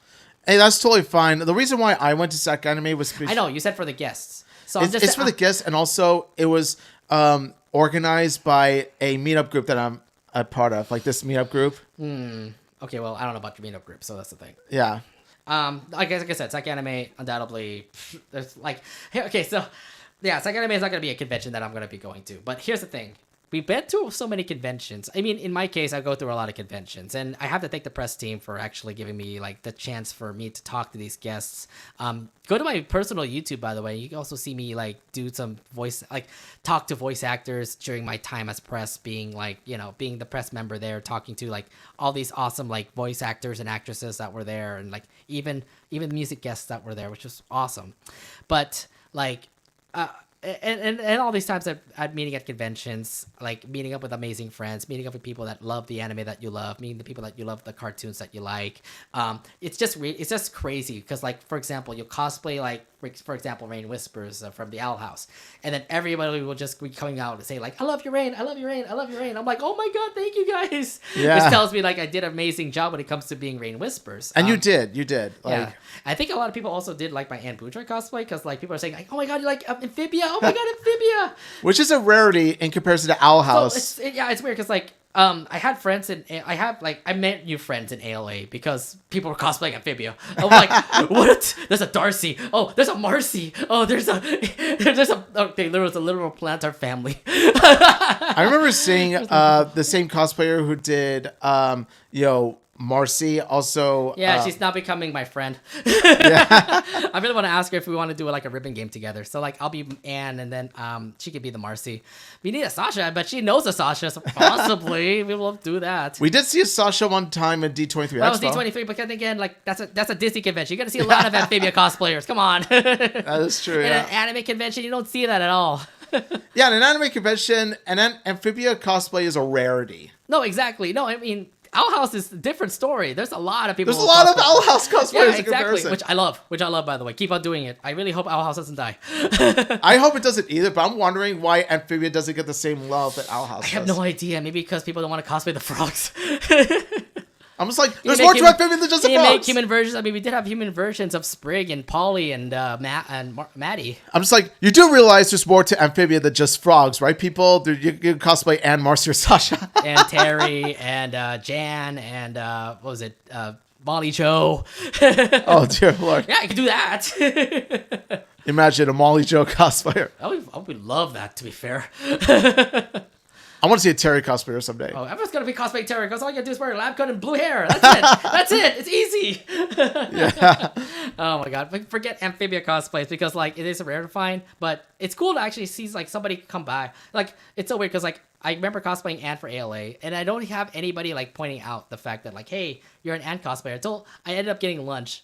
And somebody, I literally just get pizza because, like, I'll get, like, a free lunch anywhere because I work as staff. And I only had, like, an hour break. So all I did was, like, I got lunch, and then I went back to the booth. But then while waiting for lunch, somebody literally pointed out, oh, my God, Anne. And I was like, yeah, nice. Man, yeah, what's up? Oh, my God. Yeah, and that's awesome. And the person was also a Rain cosplayer. So I was like, oh, my God, hey, Rain. Oh, my God, you're so amazing. That's a man, woman, or person of culture. Yes, exactly. Oh, my God. Person of culture. Let's say person of culture. I'm telling you, like, all the experiences that we're talking about from this, like, session we're saying here, like, there's so many exciting things when it comes to conventions. Yeah, definitely. And like we each have our own share of convention stories, both separate and mutual. So yeah, definitely conventions are a fun way to pretty much express your passion for the things you love, like games, anime, shows, and whatnot. And yeah, it's definitely a hell of an experience. It's no doubt a very fun experience. So, like, if anybody, I know that you're huge fans of anime, huge fans of cartoons, huge fans of comics, etc. Anything when it comes to the sort of media stuff, please go to these conventions. Not our conventions, but don't go to any convention that's local to you. There's bound to be a convention that will, cater to anime, cater to cartoons, etc. So please visit those. Please check those out. You're going to have a very fun experience. I'm pretty sure you will. So if anything, research as much as you can when it comes to whatever convention you want to attend to. Plan it out. Make sure you have enough money because you're going to be probably spending a lot of money in the dealer's hall and artist alley. Oh, yeah. And make sure you also have money for that badge because that's going to be a lot of money too. Yeah, let's just say your wall would not survive. Yes. Just make sure you're prepared for that. And also make sure that you know that how long you're going to be staying there. Could be 1 day, could be 3 days. Really all depends on stuff. Either way, please take advantage of it because for what Omid and I have been talking about from this episode, conventions are just an absolute blast. And we've been loving our experience ever since. So yes, check it out. Conventions are amazing. Yeah, do whatever it takes to make some awesome friends, make some awesome connections, because a convention can be life-changing for y'all. Yeah, definitely. So, yeah, So for those who are watching and listening, thank you so much for what we had to say for our convention experiences. And yeah, let's just hope that you guys have your own convention experiences as well. Oh, no doubt. No doubt. Everybody is probably going to have a convention experience once in a lifetime too. Oh, yeah, definitely. Yeah. So what's your next convention, Omid? My next convention. It's SAC Anime. Is that right? What's it going to be? Or chances are high it'll be SAC Anime. It's going to be 100% Fanime for sure. Yeah, but I'm going to go to MouseCon next week. I mean, no, this week, actually. Nice. Yeah, I'm going to go to MouseCon this week. I don't even know what the heck is going on, but my money's prepared just in case I end up buying like a lot of fan art or dealer's house. See, I would have gone to MouseCon myself, but like I said, I got a Vegas trip to go to. I know. Have fun with the Giants Raiders. Yeah, and More like have lots of luck too, because we're gonna need a whole lot of it. Yes, you probably will need a lot of luck for that. If we can't beat the Bears, then honestly, I don't know what's gonna happen to us if we face against the Giants. You play the Jets too, so you better not lose to them. If we lose to the Jets, I'm just like, I'm done with the season. You lost to the Bears. I hate you guys for that, by the way. I know. See, the thing is that you picked the Raiders to win, but they gave you a strike. So just like, now your hatred of the Raiders is justified now. Like, honestly, you bashing the Raiders, justified. Yeah. Because of that. I keep on bashing the Raiders. You better not complain anymore. You have legit reasons now. I have way too many reasons now to even talk about the Raiders. Oh my god. All right. Anyways, thank you all very much for listening in to our episode of the convention experience. We'll be back next week for more episode reviews for the Ghost and Molly Mcgee, for example. And we'll have more topics for us to talk about when it comes to cartoons and stuff like that. So, yeah. Honestly, and if you want to see, if you want to support us even more, please go to our Patreon, and from there, you can pretty much pledge however money that you would like. The more that you pledge, the more perks that you're going to get. Yeah, and also follow us on all of our social media sites, from our X, our Instagram, our Mastodon, and our Threads. So you can check out what our latest statuses have been for the convention, for the the Animation Podcast itself. Also follow us on YouTube, subscribe to us, hit the bell button so you can be notified when we'll come on live next. And also follow us on Twitch for those who are watching on Twitch. Thank you all very much for watching, and also make sure to follow us so that you can be able to see more episodes coming up next week and all. But anyways, that's pretty much it for us here. Our episode is over. Thank you guys very much for watching. Until then, we'll see you guys next time. And to quote the great Ernie himself, toodle boo. Right, bye guys. See you guys in the next one.